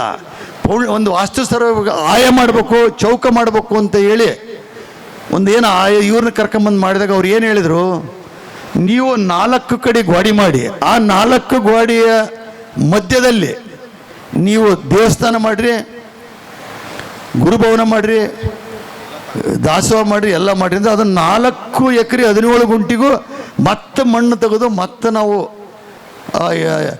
ವಾಲ್ ಕಟ್ಟಿದ್ದಕ್ಕೆ ಅದು ಕಾಂಕ್ರೀಟ್ ವಾಲ್ ಕಟ್ಟಿದ್ದಕ್ಕೆ 4 ಎಕರೆ 43 ಲಕ್ಷ ರೂಪಾಯಿ ಬಂತ್ರಿ. ಆರಂಭದಲ್ಲಿ ಮರಳು ಖರೀದಿ ಮಾಡಿದ್ವಿ, ಭಾಳ ಚೀಪ್ ರೇಟ್ನಾಗೆ ತಂದಲ್ಲಿ ರಾಶಿ ಹಾಕಿದ್ವಿ. ಅಂದರೆ ಕಮ್ಮಿ ರೇಟ್ನಾಗ ಖರೀದಿ ಮಾಡಿದ್ವಿ, ಮತ್ತು ಸರ್ಕಾರದವ್ರು ಯಾರು ಇದು ಮಾಡಿಗಿಡ್ಯಾರ ಅಂತ ಇಲ್ಲಿ ಮಠದಲ್ಲಿ ಹಿಂದ್ಗಡೆ ಹಾಕಿದ್ವಿ. ಅದು 34 ಲಕ್ಷ ರೂಪಾಯಿ ಖರೀದಿ ಮಾಡಿದ್ವಿ. ಅದರಲ್ಲಿ 10 ಲಕ್ಷ ರೂಪಾಯಿದ್ದು ಮರಳು ಮಾರಾಟ ಮಾಡಿದ್ವಿ. ಆಮೇಲೆ ಕೇಣಿಯವ್ರು ಕಟ್ಟಬೇಕು ಅಂತ ಬಂದರು, ಮತ್ತೆ ಮಣ್ಣು ತೆಗ್ಸ್ರಿ ಅಂದರು, ಮತ್ತು ಅದೇ ಮರಳು ಉಪೇಕ್ಷಿದ್ರು. ಅದೇ ಮರಳು ಉಪೇಕ್ಷಿ ಅದನ್ನು ಕಟ್ಟಿದ್ವಿ. ಅದು ಮರಳಿಂದ 34 ಲಕ್ಷ ರೂಪಾಯಿ ಖರ್ಚು ಐತಿ, ಇನ್ನೊಂದು ಕಡೆ ಜಮಾ ಐತಿ. ಆಮೇಲೆ ಹರಿಹರದಲ್ಲಿ ಆರಂಭದಲ್ಲಿ ಗುರುಗಳ ಉಳಿದುಕೊಳ್ಳಲು ತಾತ್ಕಾಲಿಕ ಕುಟೀರಗಳು, ತಾತ್ಕಾಲಿಕ ದಾಸೋಹ ಭವನ, ತಾತ್ಕಾಲಿಕ ಸಿಬ್ಬಂದಿಗಳಿಗೆ ಮತ್ತು ಕಟ್ಟಡ ಕಾರ್ಮಿಕ ಕೆಲಸಗಾರರಿಗೆ ಉಳಿದುಕೊಳ್ಳಲು ರೂಮ್ಗಳಿಗೂ, ಹಸುಗಳನ್ನು ಕಟ್ಟುವ ಶೆಡ್ಗಳು ಮತ್ತು ಇತರೆ ಎಲ್ಲವೂ ಸೇರಿ ಅಲ್ಲಿ ಏನಪ್ಪ ಅಂದರೆ ಆ ಸೈಡ್ನಾಗೆ ಸ್ವಾಮಿಗಳಿಗೆ, 2 ಸ್ವಾಮಿಗಳಿಗೆ, ಯಾಕಂದರೆ ಇದು ಕಟ್ಟಡ ಆಗೋವರೆಗೂ ಅಲ್ಲಿರೋ ಸಲುವಾಗಿ ಮಹಾನ್ ಸ್ವಾಮಿಗಳು ಇಲ್ಲೇ ಇರಬೇಕು, ನಾವು ಇಲ್ಲೇ ಇರ್ತೇವೆ ಅಂದಾಗ ಅವನ್ನೆಲ್ಲವೂ ರೆಡಿ ಮಾಡಿಸಿದ್ವಿ. ಅದಕ್ಕೆ ಅಲ್ಲಿ ಕರೆಂಟಿಂದು ಎಲ್ಲವೂ ಮಾಡಿದಾಗ ಹಸುಗಳ ಶೆಡ್ಡು ಮಾಡಿದ್ವಿ. ಆಮೇಲೆ ಕೆಲಸಗಾರಿಗೆ ಮಾಡಿದ್ವಿ. ಎಲ್ಲ ಮಾಡಿದಾಗ 23,58,274 ರೂಪಾಯಿ ಖರ್ಚು ಬಂದಿದ್ದಾರೆ. ಆಮೇಲೆ ಗುರುಭವನ ನಿರ್ಮಾಣದ ಖರ್ಚು, ಗುರುಭವನ, ಗುರುಭವನ ಮತ್ತು ಗುರುಧ್ಯಾನ ಮಂದಿರ ನಿರ್ಮಾಣದ ಖರ್ಚು ಮತ್ತು ದೇವಸ್ಥಾನದ ಹಿಂಭಾಗದ ತಡೆಗೋಡೆ. ದೇವಸ್ಥಾನದ ಹಿಂಭಾಗದಾಗ ಒಂದು ಗೋಡೆ ಕಟ್ಟಿದ್ವಿ ನಾವು, ಮಣ್ಣು ಹಾಕಕ್ಕಿಂತ ಮುಂಚೆ ಕಾಂಕ್ರೀಟ್ ಗೋಡೆ ಕಟ್ಟಿದ್ವಿ. ಆದರೆ ಆ 14 ಕಡೆ ಮಣ್ಣು ಹಾಕಿ ಅಂತ ಬಂದಾಗ ಆ ಗೋಡೆ ಬಿದ್ದು ಬಿಡ್ತದು. ಆ ಗೋಡೆ ಬಿದ್ದ ಮೇಲೆ ಮತ್ತೆ ಆ ಗೋಡೆ ತೆಗಿಸಿ ಇದನ್ನು ಮಾಡಿದ್ವಿ. ಅದನ್ನು ಆವಾಗ ಹಿಂದಿನ ತಡೆಗೋಡೆ ನಿರ್ಮಿಸಿದ್ದು, ಬಿಲ್ಡಿಂಗ್ ಕಟ್ಟಡಕ್ಕಾಗಿ ಮಣ್ಣು ತೆಗೆಸಿದ್ದು, ನೀರಿನ ಟ್ಯಾಂಕ್ ಕಟ್ಟಿದ್ದು, ಎಲ್ಲ ಕಟ್ಟಡಗಳ ಪರವಾನಗಿ ದೂಡ ಸಹಿತ 14,96,245 ರೂಪಾಯಿ ಎಲ್ಲ ಸೇರಿ 49. ಇದು ಗುರುಭವನ ಮತ್ತು ಗುರುಧ್ಯಾನ ಮಂದಿರ, ದೇವಸ್ಥಾನ ಮತ್ತು ಗುರುಭವನ ಎರಡೂ ಸೇರಿ ಮತ್ತು ಅವೆಲ್ಲವೂ ಸೇರಿ 4,94,28,721 ರೂಪಾಯಿ ಖರ್ಚು ಬಂದಿದೆ.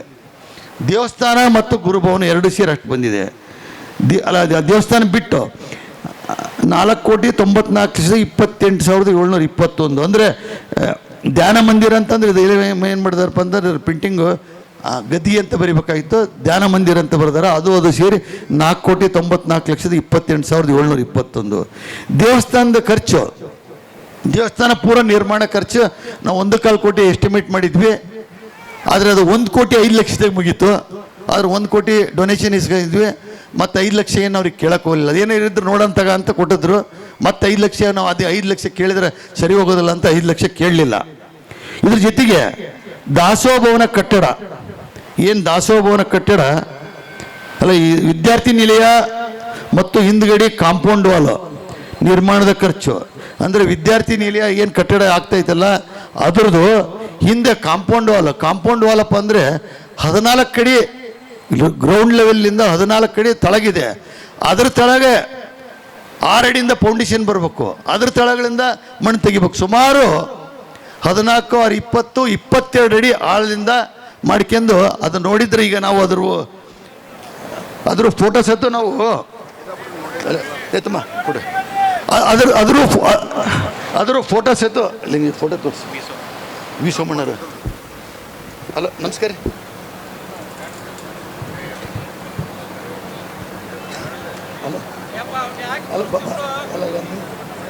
ಅಲ್ಲ ಇಲ್ಲ ಅವರು ಭಾಳ ಓವರ್ ಸ್ಟೇಟ್ಮೆಂಟ್ ಕೊಡ್ತಾಯಿದ್ರು, ಅದಕ್ಕೋಸ್ಕರ ಕೊಡ್ತಾರೆ.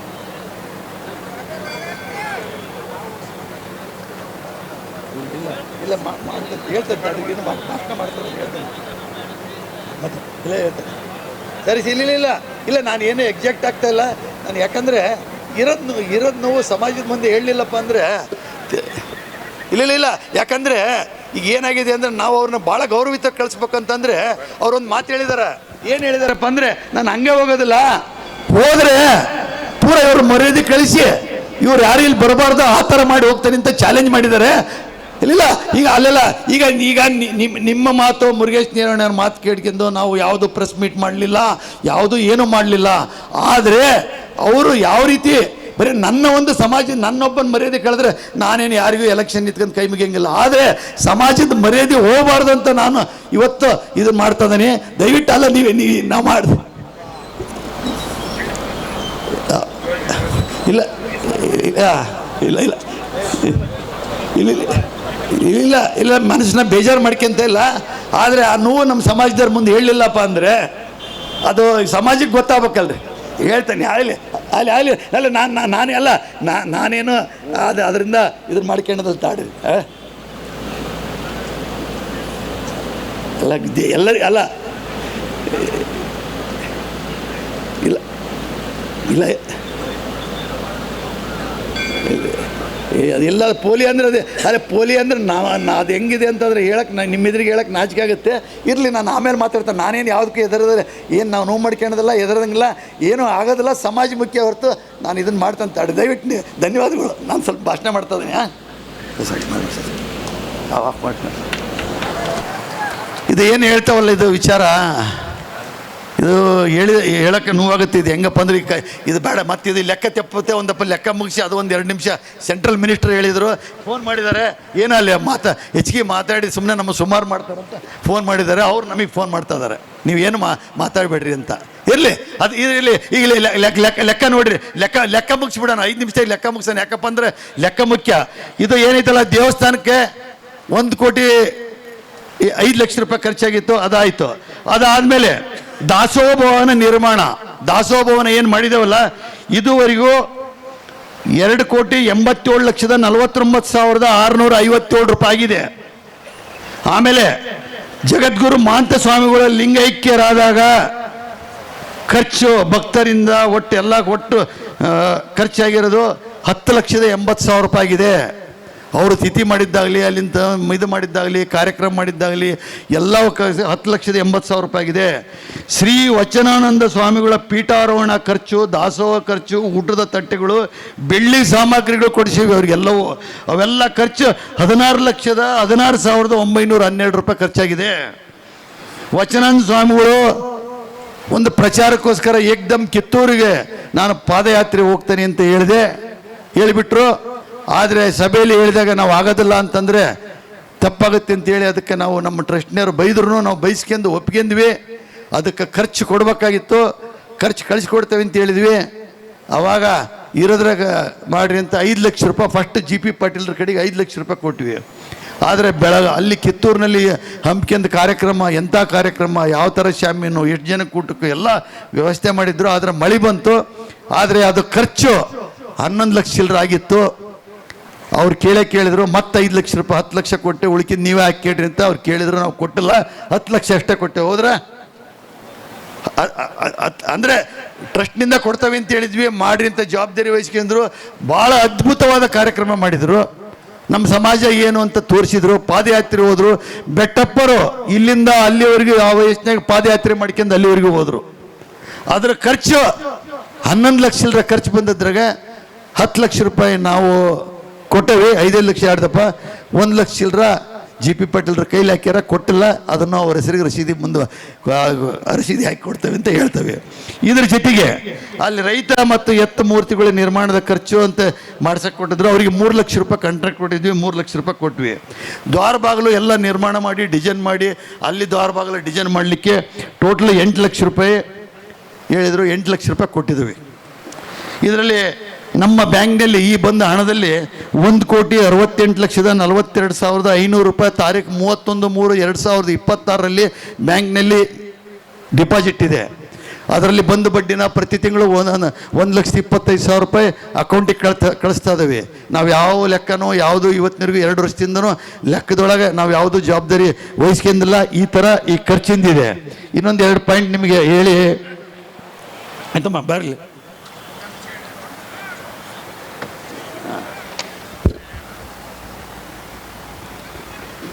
ಮೊನ್ನೆ ಮಹನೀಯರು ಹೇಳಿದರು, ಇವ್ರು ಹಿಂಗೆ ರೊಕ್ಕ ಕೊಟ್ಟಾರ, ಇಂತಿಂತಾರೆ ಕೊಟ್ಟಾರ, ರೊಕ್ಕ ಎಲ್ಲಿ ಐತಿ ಅಂತ ಕೇಳಿದರು ಹರಾಜು ಆ ಟೈಮ್ನಲ್ಲಿ. ಆದರೆ ಅವ್ರಿಗೆ ಯಾವುದೋ ಅರಿವು ಇಲ್ಲ, ಲೆಕ್ಕನೂ ಇಲ್ಲ, ಏನೂ ಇಲ್ಲ. ಯಾಕಪ್ಪ ಅಂದ್ರೆ ರಾಜಕೀಯದ್ರೆ ಮೈಕ್ ಸಿಕ್ಬಿಟ್ರೆ ಹೇಳಿದ್ದೆ, ಅವ್ರು ಇಷ್ಟು ಲಕ್ಷ ಕೊಟ್ಟಾರ, ಇವ್ರು ಇಷ್ಟು ಲಕ್ಷ ಕೊಟ್ಟಾರ, ಅವೆಲ್ಲ ಇವ್ರು ಮುಳುಗ್ಸ್ಯಾರಂತ. ಇದು ಒಂದು ತಿಳ್ಕೊಡ್ರಿ. ಹರಾಜಾತ್ರೆಯ ಒಂದು ಪ್ರಾರಂಭ ಮಾಡೋದು ವಚನಾನಂದ ಸ್ವಾಮಿಗಳು. ಅದು ನಮಗೆ ಮುಂದೆ ಉದ್ದೇಶ ಹೇಳಿದ್ದು ಏನಪ್ಪ ಅಂದರೆ, ಸಮಾಜದ ಜನರನ್ನು ಒಂದುಗೂಡ್ಸೋಕ್ಕೋಸ್ಕರ, ಸಮಾಜದ ಯುವಕರಿಗೆ ಧಾರ್ಮಿಕ ಕಾರ್ಯಕ್ರಮ ಹೇಳೋ ಸಲುವಾಗಿ ರುದ್ರಾಕ್ಷಿ ಹಾರ ಹಾಕಿ ಮಾಡೋದಾಗಲಿ, ರೈತರಿಗೆ ಏನು ಹೇಳಬೇಕು, ಮಹಿಳೆಯರಿಗೆ ಯಾವ ರೀತಿ ಒಂದು ಧೈರ್ಯ ತುಂಬಿಸ್ಬೇಕು ಅಂತ ಕಾರ್ಯಕ್ರಮ ಮಾಡಿ ಸಮಾಜದ ಒಂದು ದೊಡ್ಡ ಕಾರ್ಯಕ್ರಮ ಮಾಡಬೇಕು ಅಂತ ಅವ್ರು ಹೇಳಿದರು. ಅದು ಉದ್ದೇಶ ಚೆನ್ನಾಗಿತ್ತು. ಆದರೆ ನಮ್ಮ ಹತ್ರ ಏನೂ ಇಲ್ಲ ಅಂದ್ವಿ. ನೀವು ಏನು ಯೋಚನೆ ಮಾಡಬೇಡ್ರಿ, ನಾವು ಯಾರ್ಯಾರಿಗೆಲ್ಲ ಹೇಳ್ತೇವೆ, ನಾವು ನೀವು ಹೇಳ್ಕೊಂಡು ಕಲೆಕ್ಟ್ ಮಾಡಿ ಮಾಡೋಣ ಅಂದ್ವಿ. ಆದರೆ ಟ್ರಸ್ಟ್ನಲ್ಲಿ ಯಾವುದೂ ರೊಕ್ಕ ಇಲ್ಲ ಅಂದಾಗ ಅದಕ್ಕೆ ನಾವು ಒಬ್ಬ ಸಮಿತಿಯ ಅಧ್ಯಕ್ಷರು ಮಾಡ್ತೇವೆ. ಕಲೆಕ್ಷನ್ ಯಾರ್ಯಾರಿಗೆ ಹೇಳಿ ಮಾಡ್ತಾರೋ ಅವ್ರ ತಕ್ಕ ರೂಪಾಯಿ ಬರ್ತಾವೆ, ಅವ್ನು ಖರ್ಚು ಮಾಡ್ತೇವೆ. ನೀವೇನು ಯಾವುದು ರೊಕ್ಕದ ಬಗ್ಗೆ ಏನಿಲ್ಲ, ನೀವೆಲ್ಲ ಮುಂದೆ ನಿಂತ್ಕೊಂಡು ಜವಾಬ್ದಾರಿಯಿಂದ ಕೆಲಸ ಮಾಡಿರಿ ಅಂದರು. ಮೊದಲನೇ ಹರಾಜಾತ್ರೆ ಮತ್ತು ನಮ್ಮ ಪಂಚಮಶಾಲಿ ಸಮಾಜ ಹುಟ್ಟಿದ ಸಂಘ ಹುಟ್ಟಿದ 25ನೇ ವರ್ಷದ ಒಂದು ಕಾರ್ಯಕ್ರಮ, 2 ಕಾರ್ಯಕ್ರಮನ ಹರಾಜಾತ್ರೆ 2020ನೇ ಇಸ್ವಿಯಲ್ಲಿ ಜನವರಿ 14-15ನೇ ತಾರೀಕು ಮಾಡಿದ್ವಿ. ಅದಕ್ಕೆ ಒಬ್ಬರು ಅಧ್ಯಕ್ಷರು ಮಾಡಿದ್ರು ಅವರು. ಇವತ್ತಿನವರೆಗೆ ಏನು ಇವ್ರು ಹೇಳ್ತಾರಲ್ಲ ಇಷ್ಟು ಕೋಟಿ ಕೊಟ್ಟವೆ ಅಂತ, ಆದರೆ ಅದಕ್ಕೊಬ್ಬರು ಅಧ್ಯಕ್ಷರು ಮಾಡಿದ್ರು. ಫಸ್ಟು ಅಧ್ಯಕ್ಷರು ಯಾರಪ್ಪ ಅಂದರೆ 2014-15-2020ರಲ್ಲಿ ಹರಾಜಾತ್ರೆ ಮಾಡಿದರು. ಅದಕ್ಕೆ CR ಬಳ್ಳಾರಿ ಅವ್ರನ್ನ ಅಧ್ಯಕ್ಷತೆ ಮಾಡಿದರು. ಎಲ್ಲ ಮಿನಿಸ್ಟರ್ಗಳಿಗೂ ಫೋನ್ ಮಾಡಿದರು. ನಾವು ಅದ್ರ ಜೊತೆಗೆ ಅವ್ರಿಗೆ ಸಹಕಾರ ಕೊಟ್ವಿ. ಅವ್ರು ರೂಪಾಯಿ ಸ್ವಾಮಿಗಳು ಕೂಡ ಕೆಲವರು ತಂದು ಕೊಟ್ಟರು, ನಮ್ಮ ಕಡೆ ತಂದು ಕೊಟ್ಟರು. ಒಟ್ಟು ಟೋಟಲ್ ಕಲೆಕ್ಷನ್ ಮಾಡಿದ್ವಿ. ಸ್ವಾಮಿಗಳು ಯಾರ್ಯಾರಿಗೆ ಶಾಮಿನ್ಯನ್ಗೆ ಎಷ್ಟು ಕೊಡಬೇಕು, ಅವ್ರಿಗೆ ಎಷ್ಟು ಕೊಡಬೇಕು, ಇವ್ರಿಗೆ ಎಷ್ಟು ಕೊಡಬೇಕು ಅಂತ ಹೇಳಿದರು. ಅದು ಕೊಟ್ವಿ. ಅವತ್ತಿನ ದಿವಸ ಅವ್ರು ಲೆಕ್ಕ ಮಾಡಿದ್ದು ಕಲೆಕ್ಷನ್ ಆಗಿದ್ದು 80,69,579 ರೂಪಾಯಿ ಲೆಕ್ಕ ಕೊಟ್ಟರು. ಖರ್ಚಾಗಿರೋದು 80,66,029 ರೂಪಾಯಿ ಖರ್ಚಾಗಿ 3,550 ರೂಪಾಯಿ ಶಿಲ್ಕ್ ಉಳಿದಿದೆ ಅಂತ ಲೆಕ್ಕ ಕೊಟ್ಟರು. ಆದರೆ ಈ ರೊಕ್ಕ ಯಾವುದೋ ನಮ್ಮ ಜವಾಬ್ದಾರಿ ನಮ್ಮ ಕೈಯಲ್ಲಿ ಬಂದಿಲ್ಲ. ಯಾರೋ ಒಬ್ಬರು ಕೊಡಕ್ಕೆ ಫಂಕ್ಷನ್ನೇ ಕೊಡಕ್ಕೆ ಬಂದಾಗ ಅಲ್ಲಿ ಕೊಟ್ಟರ್ರಿ ಉಮ್ಮಣ್ಣರ ಕೈಗೆ ಅಂತ ಹೇಳಿದ್ರು. ನಾವು ಅವ್ರು ಸೇರಿಸಿ ಕೊಟ್ವಿ. ಅವರೆಲ್ಲ ಲೆಕ್ಕ ಇಟ್ಕೊಂಡ್ರು. ಅದರಲ್ಲಿ ಬಸವರಾಜ ಬೊಮ್ಮಾಯಿನವ್ರು ಕೊಟ್ಟಿದ್ರು, CC ಪಾಟೀಲ್ ಕೊಟ್ಟಿದ್ರು, ಮುನೇನ್ಕೊಪ್ಪ ಅವ್ರು ಕೊಟ್ಟಿದ್ರು, ಅರವಿಂದ್ ಬೆಲ್ಲದವ್ರು ಕೊಟ್ಟಿದ್ರು, ವಿರೂಪಾಕ್ಷಪ್ಪ ಬಳ್ಳಾರಿ ಅವ್ರು ಕೊಟ್ಟಿದ್ರು, ಅರುಣ್ ಕುಮಾರ್ ಪೂಜಾರಿ ಕೊಟ್ಟಿದ್ರು. ಚಿಕ್ಕ ಮತ್ತು ಇವ ದೊಡ್ಡ ಅಮೌಂಟ್, ಆಮೇಲೆ ಸಣ್ಣ ಅಮೌಂಟ್ ಯಾರ್ಯಾರು ಕೊಟ್ಟಿದ್ರು. ಇದು ಕಲೆಕ್ಷನ್ ಆಗಿತ್ತು. ಅವ್ರು ಖರ್ಚು ಮಾಡಿದ್ರು. ಕೆಲವಕ್ಕೆಲ್ಲ ಭಕ್ತರ ರಾಜಕೀಯ ಮುಖಂಡರ ತಕ್ಕ ರೊಕ್ಕ ಐತಿದ್ರು. ಮತ್ತು ಕೆಲವರು ಭಕ್ತರ ತಕ್ಕ ಹರಪನಹಳ್ಳಿ ತಾಲೂಕು ಕೊಟ್ಟರು, ಎಲ್ಲ ಕಡೆ ಪಾದಯಾತ್ರೆ ಅಲ್ಲಿಂದ ರೊಕ್ಕ ಕಲೆಕ್ಟ್ ಮಾಡಿ ಅದರ ಜಮಾ ಖರ್ಚಿನ ವರದಿ ಕೊಟ್ಟದ್ದು 3,550 ರೂಪಾಯಿ ಉಳಿದಿದೆ ಅಂತ ಹೇಳಿ ಲೆಕ್ಕ ಕೊಟ್ಟರು. ಇದು 2020ನೇ ಇಸ್ವಿಯಲ್ಲಿ CR ಬಳ್ಳಾರಿ ಅವರಿಂದ. ಆಮೇಲೆ ನೆಕ್ಸ್ಟ್ 2014-15-2021ರಲ್ಲಿ ಲೋಕೇಶ್ BN ಅವ್ರನ್ನ ಅಧ್ಯಕ್ಷತೆ ಮಾಡಿದರು. ಲೋಕೇಶ್ B ಅವರು ಅಧ್ಯಕ್ಷತೆ ಮಾಡಿದ್ರು. ಆ ಅಧ್ಯಕ್ಷತೆಯಲ್ಲಿ ಕಲೆಕ್ಷನ್ ಆಗಿದ್ದು ವಿ ಸೋಮಣ್ಣರು ಕೊಟ್ಟರು 10 ಲಕ್ಷ ರೂಪಾಯಿ, ಬೈರ್ತಿ ಬಸವರಾಜ್ ಕೊಟ್ಟರು, ಲಕ್ಷ್ಮೀ ಹೆಬ್ಬಾಳ್ಕರ್ ಅವ್ರು ಕೊಟ್ಟರು, ಡಾಕ್ಟರ್ ಸುಧಾಕರ್ ಅವ್ರು ಕೊಟ್ಟರು, ಪರಮೇಶ್ವರ್ ನಾಯ್ಕ್ ಅವ್ರು ಕೊಟ್ಟರು, ಭೀಮಾ ನಾಯ್ಕ್ ಕೊಟ್ಟರು, ಬಸವರಾಜ್ ಬೊಮ್ಮಾಯಿ ಕೊಟ್ಟರು. ಉಳಿದವರು ಈ ಥರ ಕೊಟ್ಟಿದ್ದು ಕಲೆಕ್ಷನ್ ಮಾಡಿದ್ದು ಕಲೆಕ್ಷನ್ ಆಗಿದ್ದು 59,97,025 ರೂಪಾಯಿ. ಖರ್ಚು ಮಾಡಿದ್ದು 59,96,792 ರೂಪಾಯಿ. 233 ರೂಪಾಯಿ ನಮಗೆ ರೊಕ್ಕ ಉಳಿದಿದೆ ಅಂತ ಸ್ವಾಮೀಜಿಯವರು ನಮಗೆ ಹೇಳಿದರು. ಆ ಮೀಟಿಂಗ್ನಲ್ಲಿ ನಾವು ಒಪ್ಪಿಕೊಂಡ್ವಿ. ಇದಾದಮೇಲೆ 2023ರಲ್ಲಿ ಹರಾಜಾತ್ರೆ ಅವತ್ತಿನ ದಿವಸ ಅವಾಗೇನೋ ಆ ಟೈಮ್ನಾಗೆ ಏನೋ ಕೋವಿಡ್ ಏನೋ ಪ್ರಾಬ್ಲಮ್ ಇದ್ದಾಗ ಸರಳ ರೀತಿ ಮಾಡಿರಿ ಅಂತ ಹೇಳಿದ್ವಿ. ಸರಳ ರೀತಿ ಮಾಡಿದಾಗ ಅದು ಅಲ್ಲಿ S ಮಲ್ಲಿನಾಥ್ ಅಂತ ಅವ್ರನ್ನ ಅಧ್ಯಕ್ಷತೆ ಮಾಡಿದ್ರು. ಸರಳ ರೀತಿ ಮಾಡಿದ್ರು. ಅದಕ್ಕೂ ನಾವು 1 ಲಕ್ಷ ಕೊಟ್ವಿ, ಬೇರೆಯವರು ಕೊಟ್ಟು ಸರಳ ರೀತಿಯಾಗಿ ಕೇವಲ ಒಂದು ಸಣ್ಣ ಶಾಮೀನ ಹಾಕಿ ಊಟದ ಏರ್ಪಾಡು ಮಾಡಿ ಧಾರ್ಮಿಕ ಕಾರ್ಯಕ್ರಮ ಮಾಡಿ ಯಾರ್ಯಾರು ಕೊಟ್ಟರಂತ ಲಿಸ್ಟ್ ಐತಿ ಅದನ್ನು ಹೇಳ್ಕೊಂತ ಹೋದ್ರೆ ಮತ್ತೆ ಭಾಳ ಹೊತ್ತಾಗುತ್ತೆ. ಅದು ಕೇವಲ 4,27,633 ರೂಪಾಯಿ, ಅದರಲ್ಲಿ ಉಳಿದದ್ದು 783 ರೂಪಾಯಿ ಉಳಿದಿದೆ ಅಂತ ಹೇಳಿದರು. ಒಪ್ಕೊಂತೀವಿ. ಇದರ ಮುಂದೆ 2024ರಲ್ಲಿ ಪ್ರಕಾಶ್ ಪಾಟೀಲ್ರು ಅಧ್ಯಕ್ಷರು ಮಾಡಿದರು. ಪ್ರಕಾಶ್ ಪಾಟೀಲ್ರು ನಮಗೆ ಯಾವ ಲೆಕ್ಕ ವರದಿ ಕೊಡಲೇ ಇಲ್ಲ. ಇವ್ರು 3 ವರದಿ ಕೊಟ್ಟದ್ದು ಇದು ನಮ್ಮ ಹತ್ರ ಇದ್ದಿಲ್ಲ. ಇಲ್ಲಿ ಏನು ಮುಖಂಡ್ರ ತಕ್ಕ ಅವತ್ತಿನ ಕಾಪಿ ಇತ್ತು. ಈ ಏನು ಪ್ರಾಬ್ಲಮ್ ಬಂದಾಗ ಈ 3 ತಿಂಗಳ ಮುಂಚೆ ಹುಡುಕಿದಾಗ ಅವರಿಂದ ಕಾಪಿ ತರಿಸ್ಕೊಂಡಿದ್ದು 3 ವರ್ಷದ್ದು. 15/1/2024 ಪ್ರಕಾಶ್ ಪಾಟೀಲ್ರು ಜವಾಬ್ದಾರಿ ವಹಿಸ್ಕೊಂಡು ಎಲ್ಲೆಲ್ಲಿ ರೊಕ್ಕ ಎತ್ತಿದ್ರು ಏನೇನು ಮಾಡಿದ್ರು ಅವ್ರಿಗೆ ಗೊತ್ತು. ಅವತ್ತಿನ ದಿವಸ ಏನು ಮಾಡಿದ್ರು ಅಂದರೆ ಜಾತ್ರೆ ಮುಗಿಸಿದ್ರು. ಜಾತ್ರೆ ಮುಗಿಸಿ 2 ದಿವಸಕ್ಕೆ ಉಮಣರೇ ಎಲ್ಲರದು ಕ್ಲಿಯರ್ ಮಾಡಬೇಕಾಗಿದೆ. ಕಿರಾಣಿ ಅಂಗಡಿದು ಒಂದು ಬಾಕಿ ಇದೆ, ಅವ್ರಿಗೆ ಕೊಡಬೇಕಾಗಿದೆ. ಬಿಜಾಪುರದಿಂದ ಇಷ್ಟು ಬರೋದಿದೆ, ಇಲ್ಲಿಂದ ಇಷ್ಟು ಬರೋದಿದೆ, ಸುಮಾರು ಒಂದು 5 ಲಕ್ಷ ಬರುತ್ತೆ. 4-30 ಲಕ್ಷ ಕಿರಾಣಿ ಅಂಗಡಿ ಕೊಡಬೇಕು. ನೀವು ಕೊಟ್ಬಿಟ್ರೆ ಇವತ್ತು ಮುಗಿದೋಗುತ್ತೆ ಅಂತ ನನ್ನ ಹತ್ರ 4,30,000 ರೂಪಾಯಿ ರೊಕ್ಕ ಇಸ್ಕೊಂಡರು. ಇವತ್ತಿನವರಿಗೂ ಒಂದು 10 ದಪ್ಪ ಕೇಳಿದ್ವಿ. ಇಲ್ಲ ಅವ್ರು ಕೊಡ್ತೇವೆ ಅಂದ್ರೆ ಬಿಜಾಪುರದವರು ಅವ್ರು ಕೊಟ್ಟಿಲ್ಲ, ಇವ್ರು ಕೊಟ್ಟಿಲ್ಲ, ಕೊಡ್ತಾನೆ ಹೇಳ್ತಾನೆ ಅಂತ 4,30,000 ರೂಪಾಯಿ ಪ್ರಕಾಶ್ ಪಾಟೀಲ್ರಿಗೆ ಇಸ್ಕೊಂಡು ಬಾಕಿ ಹಚ್ಚೇನಿ. ಅವ್ರು ಇಸ್ಕೊಂಡು ಉಪಯೋಗಿಸ್ಕೊಂಡರು, ಅವ್ರು ಕೊಟ್ಟಿಲ್ಲೋ ನನಗೆ ಗೊತ್ತಿಲ್ಲ. ಅವ್ರ ಹೆಸರಿಗೆ ಬಾಕಿ ಇದೆ. ಅವರು ಬ್ಯಾಂಕ್ ಹುಂಡಿ ಹೊಡೆದ ರೊಕ್ಕನ ಇಲ್ಲಿ ಅದಕ್ಕೆ ಸೈನ್ ಮಾಡಿದರೆ ಹಿರಿಯರಿದ್ದಾರೆ, ಆ ರೊಕ್ಕ ಬ್ಯಾಂಕಿಗೆ ಜಮಾ ಬರ್ಸಿಲ್ಲ. ನೆಕ್ಸ್ಟ್ 15/1/2025 ಸೋಮಣ್ಣ ಬೇವಿನ ಮರದವರು ಅಧ್ಯಕ್ಷತೆ ವಹಿಸ್ಕೊಂಡ್ರು. ಅವರು ಯಾವುದೋ ಒಂದಕ್ಕೆ ನಾ ಜವಾಬ್ದಾರಿ ತಗೊಂತೀನಿ ಸರಳವಾಗಿ ಮಾಡಿದ್ರು. ಅದೇನು ದೊಡ್ಡ ಶಾಮೀನು ಹಾಕಿ ಮಾಡಲಿಲ್ಲ, ಸರಳವಾಗಿ ಮಾಡಿದರು. ಸರಳವಾಗೇ ಮಾಡಿರಿ ಅಂದ್ವಿ. ಅವರು ಅಮೌಂಟ್ ಎಷ್ಟೋ ಏನೋ ದವಸಕ್ಕೆ ದಾನಕ್ಕೆ ಏನೋ ಹಾಕಿದ್ರು. ಮತ್ತು ಬೇರೆಯವರು ನಾವು ಎಲ್ಲ ಸ್ವಲ್ಪ ಹಾಕಿ ಆ ಕಾರ್ಯಕ್ರಮ ಮುಗಿಸಿದ್ವಿ. ಅದು ಲೆಕ್ಕನೇ ಕೊಡಲಿಲ್ಲ, ಅದು ಅಷ್ಟಾಗಿದ್ದಿಲ್ಲ, ಬಿಟ್ಬಿಡ್ರಿ. ಈ 15/1/26 ನಾವು ಆ್ಯಕ್ಚುಲು ನವಂಬರ್ನಲ್ಲಿ ಈ ಸ್ವಾಮಿಗಳನ್ನ 1 ವರ್ಷದಿಂದ ಭಾಳ ಬದಲಿಯಾಗಿದ್ರು. ಆದ್ದರಿಂದ ನಾನು ತಿದ್ದಬೇಕು ಅಂತ ಏನಿಲ್ಲ, ನಮ್ಮನ್ನೇ 2 ಹೊಡೆದು ಗುಂಪು ಮಾಡಿಬಿಟ್ಟಿದ್ರು. ಹಿರಿಯರು ಏನು ಮಾಡ್ತಿದ್ರಪ್ಪ ಅಂತಂದರೆ ನಮ್ಮ GP ಪಾಟೀಲ್ರಾಗಲಿ, ದಿಂಡೂರಾಗಲಿ, ಬೆಟ್ಟಪ್ಪರಾಗಲಿ, ಇನ್ನು ಕೆಲವ್ರು ಏನಪ್ಪ ಅಂದರೆ ಡೈರೆಕ್ಟಾಗಿ ಹೇಳ್ಬಿಡೋರು.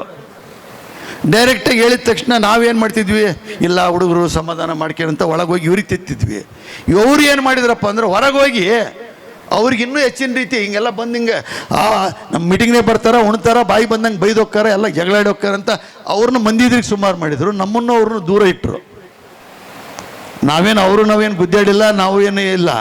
ಅವ್ರದ್ದು ಏನು ಅಭಿಪ್ರಾಯ ಆಯ್ತಪ್ಪ ಅಂದರೆ, ನೀವು ಸ್ವಾಮಿಗಳಿಗೆ ಡೈರೆಕ್ಟಾಗಿ ಹೇಳೋದಿಲ್ಲ, ಜೊತೆಗಿರ್ತೀರಿ, ಅವ್ರು ತಿದ್ದೋದಿಲ್ಲ, ಬರೀ ನೀವು ಆಗೋದಿಲ್ಲ. ನಾವೇನಿರ್ತಿದ್ವಪ್ಪ ಅಂದ್ರೆ ಇಲ್ಲಿ ಇರ್ತಿದ್ವಿ, ಬೆಳಿಗ್ಗೆ ಬರ್ತಿದ್ವಿ, ಹೋಗಿದ್ವಿ. ಆದರೆ ಏನು ಸಾಧ್ಯ ಆಯಿತು ಅವ್ರನ್ನ ಕುಂದಿರ್ಸ್ಕೊಂಡು ಬೆಳಗ್ಗೆ 7 ಗಂಟೆಗೆ ಬಂದರೆ 9 ಗಂಟೆವರೆಗೂ ತಿಂತಿದ್ವಿ. ಅಕಸ್ಮಾತ್ ರಾತ್ರಿ 10 ಗಂಟೆಗೆ ಬಂದ್ರೆ 1 ಗಂಟೆವರೆಗೂ ತಿಂತಿದ್ವಿ. ಹ್ಞೂ ಅಂತಿದ್ರು. ಅವಾಗೆಲ್ಲ ಇದ್ದಿದ್ರಾಗ ಏನೋ ಒಂದು ಈಡು ಸುಧಾರಿಸಿದ್ರು. ಈಗ ಇತ್ತಿತ್ತಾಗ ಒಂದು ವಿಚಾರ ಕ್ಲಿಯರಾಗಿ ನಾನು ಹೇಳ್ಬೇಕಾಗತ್ತೆ. ಬೆಟ್ಟಪ್ಪರ ಎಲ್ಲಿ ಹೋದ್ರಿ ಅವರು? ನನಗೆ ಈ ಟ್ರಸ್ಟ್ನಲ್ಲಿ, ಈ ಕಾಲಮ್ನಲ್ಲಿ ಏನೇ ತಪ್ಪು ಮಾಡಿದರೆ ಯಾರನ್ನು ತೆಗಿಯೋ ಅಧಿಕಾರ ಐತಿ ಮೆಜಾರಿಟಿ ಪ್ರಕಾರ, ಅದನ್ನು ತೆಗೆದು ಹಾಕ್ರಿ, ಅದನ್ನು ಅಮೆಂಡ್ಮೆಂಟ್ ಮಾಡಿರಿ ಅಂದರು. ಆದರೆ ಅದು ಎಲ್ಲ ಮೀಟಿಂಗ್ನಾಗ ಹೇಳಲಿಲ್ಲ, ನನ್ನ ಹತ್ರ ಪರ್ಸ್ನಲ್ ಹೇಳ್ತಿದ್ರು. ನಾನು ಬುದ್ಧಿ ಅದೆಲ್ಲ ಮಾಡೋಕ್ಕೆ ಬರೋದಿಲ್ಲ, ಯಾಕೆ ಯೋಚನೆ ಮಾಡ್ತೀರಿ, ನಾನು ತೆಗೆದು ಹಾಕಿದ್ರೆ ಹೆಂಗೆ ನೋಡ್ರಿ. ಮಾನ್ ಸ್ವಾಮಿಗಳು ಅದಾರ, ಅವ್ರು ಗದ್ಗೆ ಮಾಡೀವಿ. ಸಿದ್ಲಿಂಗ ಸ್ವಾಮಿಗಳು ಭಾಳ ಹೇಳ್ಬೇಕಪ್ಪ ಅಂದ್ರೆ ಸಿದ್ಲಿಂಗ ಸ್ವಾಮಿಗಳು ಭಾಳ ಕೆಲಸ ಮಾಡ್ಯಾರ. ಅವ್ರ ಬಗ್ಗೆ ನಾವು ಹೊಗಳ್ಬೇಕು. ಅವ್ರು ಅಷ್ಟು ಸರಳ ಸಾಮಾನ್ಯವಾಗಿ ಎಲ್ಲ ಕೆಲಸ ಮಾಡಿದರು. ಆದರೆ ದುರ್ದೈವ ಏನಾಯ್ತಪ್ಪ ಅಂದರೆ, ಈ ಮಠ ದೊಡ್ಡ ಬೆಳೆದ ಸಮಾಜ ಮುಂದೆ ಈ ದೊಡ್ಡದಾಗಿ ಬೆಳೆದ ನಾವು ಸಣ್ಣರಕ್ಕವೆ ಅಂತ ಕೆಲವು ಸ್ವಾಮಿಗಳು ಅವ್ರನ್ನ ಬರ್ಪಸ್ಸಾಗಿ ದಾರಿ ಬಿಡಿ ಅವ್ರನ್ನ ತೆಪ್ಪಿಸಿದ್ರು ಹೊರತು ಅವ್ರು ಇವತ್ತಿಗೂ ಅಂತಾರೆ, ಅಣ್ಣರೇ ನಾನು ತೆಪ್ಪು ಮಾಡಿದೆ, ಆದರೆ ನನಗೇನು ದಾರಿ ತೆಪ್ಪಿಸಿದ್ರು ನಾನು ತೆಪ್ಪು ಮಾಡೀನಿ, ನಿಮ್ಮ ತೆಗೆದಿರೋದ್ರಿಂದ ಬೇಜಾರಿಲ್ಲ. ಈಗ 4 ದಿವಸ ಮುಂಚೆನೂ ಮಾತಾಡೇನೆ ನಾನು ಅವ್ರ ತಕ್ಕೆ. ಆದರೆ ನಾನು ಯಾರ ಮೇಲೆ ಇವತ್ತು ವಚನಾನಂದ ಸ್ವಾಮಿಗಳ ಮೇಲೆ ನಾನು ಏನು ದ್ವೇಷ ಇಲ್ಲ. ನಮ್ಮ ದ್ವೇಷ ಇರೋದು ನೀವು ಏನು ಮಾಡ್ಬೇಕಾಗಿತ್ತು, ಏನು ಮಾಡಕ್ಕೆ ಕೊಟ್ಟಿದ್ವಿ, ನೀವು ಏನು ಮಾಡಿದ್ರಿ, ಏನು ಮಾಡ್ತಾಯಿದ್ರಿ ಅಷ್ಟೇ ನಾವು ಕೇಳೋದು. ನಾವೇನು ಅವರಪ್ಪ ಹೀಗಾಗಿ ನಾವು ಎಲ್ಲ ಪ್ರಯತ್ನ ಮಾಡಿದರೆ 6 ತಿಂಗಳಿಂದ ಅದು ಏನು ಹೇಳಿದ್ರು, ನೀವೇನೋ ಈಗ ಟ್ರಸ್ಟಿಗಳಿದ್ದೀರಪ್ಪ, ನನ್ನ ಪರವಾಗಿದ್ದೀರಿ, ಮುಂದೆ ನೀವು ಇಲ್ದಾಗ ಏನಕ್ಕತಿ ಬೇರೆಯವ್ರು ಬಂದರು, ನಾನು ತೆಗೆದಾಕಿದ್ರೆ ಏನು ಮಾಡಬೇಕು ಅಂತ ಕೇಳಿದ್ರು. ಯಾಕೆ ತೆಗೆದಾಕ್ತಾರ್ರಿ ಅಂತ. ಅವರಿಗೆ ಏನಿತ್ತು ಮನುಷ್ಯನಾಗಿತ್ತು, ನಾನು ಏನು ಕೆಲಸ ಮಾಡ್ಬೇಕಂತ ಉದ್ದೇಶ ಐತೆ, ಆ ಕೆಲಸ ಉದ್ದೇಶ ಮಾಡಿದಾಗ ಇವ್ರು ಯಾರು ಇರೋದಿಲ್ಲ, ನನ್ನ ಕೈಗೆ ಹೋಲ್ಡಿಂಗ್ ಬೇಕಂತ ಅವ್ರಿಗೆ ಇತ್ತು. ಅದನ್ನು ಅವ್ರ ಜಾಗ ಬದಲಿ ಭದ್ರ ಮಾಡ್ಕೊಳಕ್ಕೋಸ್ಕರ ಇವ್ರನ್ನ ಚೇಂಜ್ ಮಾಡ್ರಿ. ಇವ್ರು ರಾಜೀನಾಮೆ ಕೊಟ್ಟಿದ್ರು, ಬೆಟ್ಟಪ್ಪರವ್ರು ರಾಜೀನಾಮೆ ಕೊಟ್ಟಿದ್ರು, ದಿಂಡೂರವ್ರು ಕೊಟ್ಟಿದ್ರು. ಆದರೆ ನಾವು ಯಾವತ್ತೂ ಯಾರನ್ನು ಒಪ್ಪಿಗೆ ಅಂದಿಲ್ಲ. ಅವ್ರು ಹೇಳಿದ್ರು ಇದೆ, ಅವ್ರನ್ನ ಯಾಕೆ ತೆಗೆದಿಲ್ಲ, ನಾವು ಹೇಳಿದ್ರೆ ಹಾಕ್ಬೇಕು, ಕೊನೆಗೆ ಸೋಲ್ ಟ್ರಸ್ಟಿ ಆಗ್ಬೇಕು. ನನಗೆ ಅಧಿಕಾರ ಕೊಟ್ಟರೆ ನಾನು ನಡೆಸ್ತೇನೆ, ನೀವು ಯಾರೂ ಬೇಕಾಗಿಲ್ಲ, ನಾನೊಬ್ಬನ ನಡೆಸ್ತೇನೆ, ಇನ್ನೂ ಬೆಳೆಸ್ತೇನೆ, ನನಗೆ ಪೂರ ಅಧಿಕಾರ ಕೊಡಬೇಕು. ನೀವೀಗ ಇವತ್ತು ಹೊಸ ಟ್ರಸ್ಟ್ಗಳು ಬಂದು ನಾ ಏನೋ ಮಾಡಿದೆ ಅಂತ ನನ್ನೇ ತೆಗೆದುಬಿಟ್ರೆ ನಾನು ಮುಂದೆ ನಾನು ವಯಸ್ಸಾದ್ಮೇಲೆ ನನ್ನ ಜೀವನ ಹೆಂಗೆ, ನನ್ನ ಫ್ಯೂಚರ್ ಹೆಂಗೆ? ಇವ್ರು ಆ ಥರ ನೀವು ತಪ್ಪು ಮಾಡಿದ್ರಾಗುತ್ತೆ. ಇವ್ರು ತಪ್ಪು ಮಾಡ್ತಾ ಇದ್ದಾನೆ ಅಂತ ಅವ್ರ ಮನಸ್ಸಿನಾಗ ಇರೋದ್ರಿಂದ ಆ ಕ್ವಶನ್ ನಮಗೆ ಕೇಳ್ತಾ ಇದ್ರು. ಇದನ್ನು ನಾವು ಸಮಾಜದ ಮುಂದೆ ಇಟ್ಟಿದ್ದಲ್ಲ. ಇತ್ತಿತ್ತಾಗ 6 ತಿಂಗಳಿಂದ ಅದನ್ನು ಭಾಳ ಒತ್ತಾಯಕ್ಕೆ ತಂದರು, ನಮಗೂ ಟಾರ್ಚರ್ ಮಾಡಿದರು. ಕೊನೆಗೆ ನವಂಬರ್ನಾಗ ಮಾಡ್ಬೇಕು ಅಂದ್ವಿ, ಡಿಸೆಂಬರ್ನಾಗ ಎಲ್ಲರಿಗೂ ಹೇಳಿದ್ವಿ. ಹಿರಿಯರು ಎಲ್ಲರೂ ಬಂದರು ತಿದ್ದಾನ ಅಂತ. ಅವತ್ತಿನ ದಿವಸ ಹರಜಾತ್ರೆ ವಿಚಾರ ಬಿಟ್ಟು ಏನೂ ಬೇಡ ಅಂತ ಕಳಿಸಿಬಿಟ್ರು. ಹೋಗ್ಲಿ ಹರಜಾತ್ರೆ ಆಗಲಿ ಬಿಡು ಅಂತ ಸುಮ್ಮನಾದ್ವಿ. ಜನವರಿ 15ನೇ ತಾರೀಕು ಹರಜಾತ್ರೆ ಮಾಡಿದರು. ಯಾವ ಟ್ರಸ್ಟ್ಗಳಿಗೂ ಗೌರವ ಇಲ್ಲ, ಯಾವ ಟ್ರಸ್ಟ್ಗಳು ಹೆಸರಿಲ್ಲ. ಅದು ನಂದು ಹೆಸರು ಹೆಂಗಪ್ಪ ಅಂದರೆ ಬೆಳಿಗ್ಗೆ 8 ಗಂಟೆಗೆ ಬೆರಣಿಗೆ ಹೊಂಡ್ಬೇಕಾದ್ರೆ ಧ್ವಜ ಹಿಡಿಬೇಕಂತ, ನಾವು ಧ್ವಜ ಹಿಡಿಬೇಕಂತ. ಆದರೆ ಒಬ್ಬ ಟ್ರಸ್ಟಿನೂ ಬರಲಿಲ್ಲ.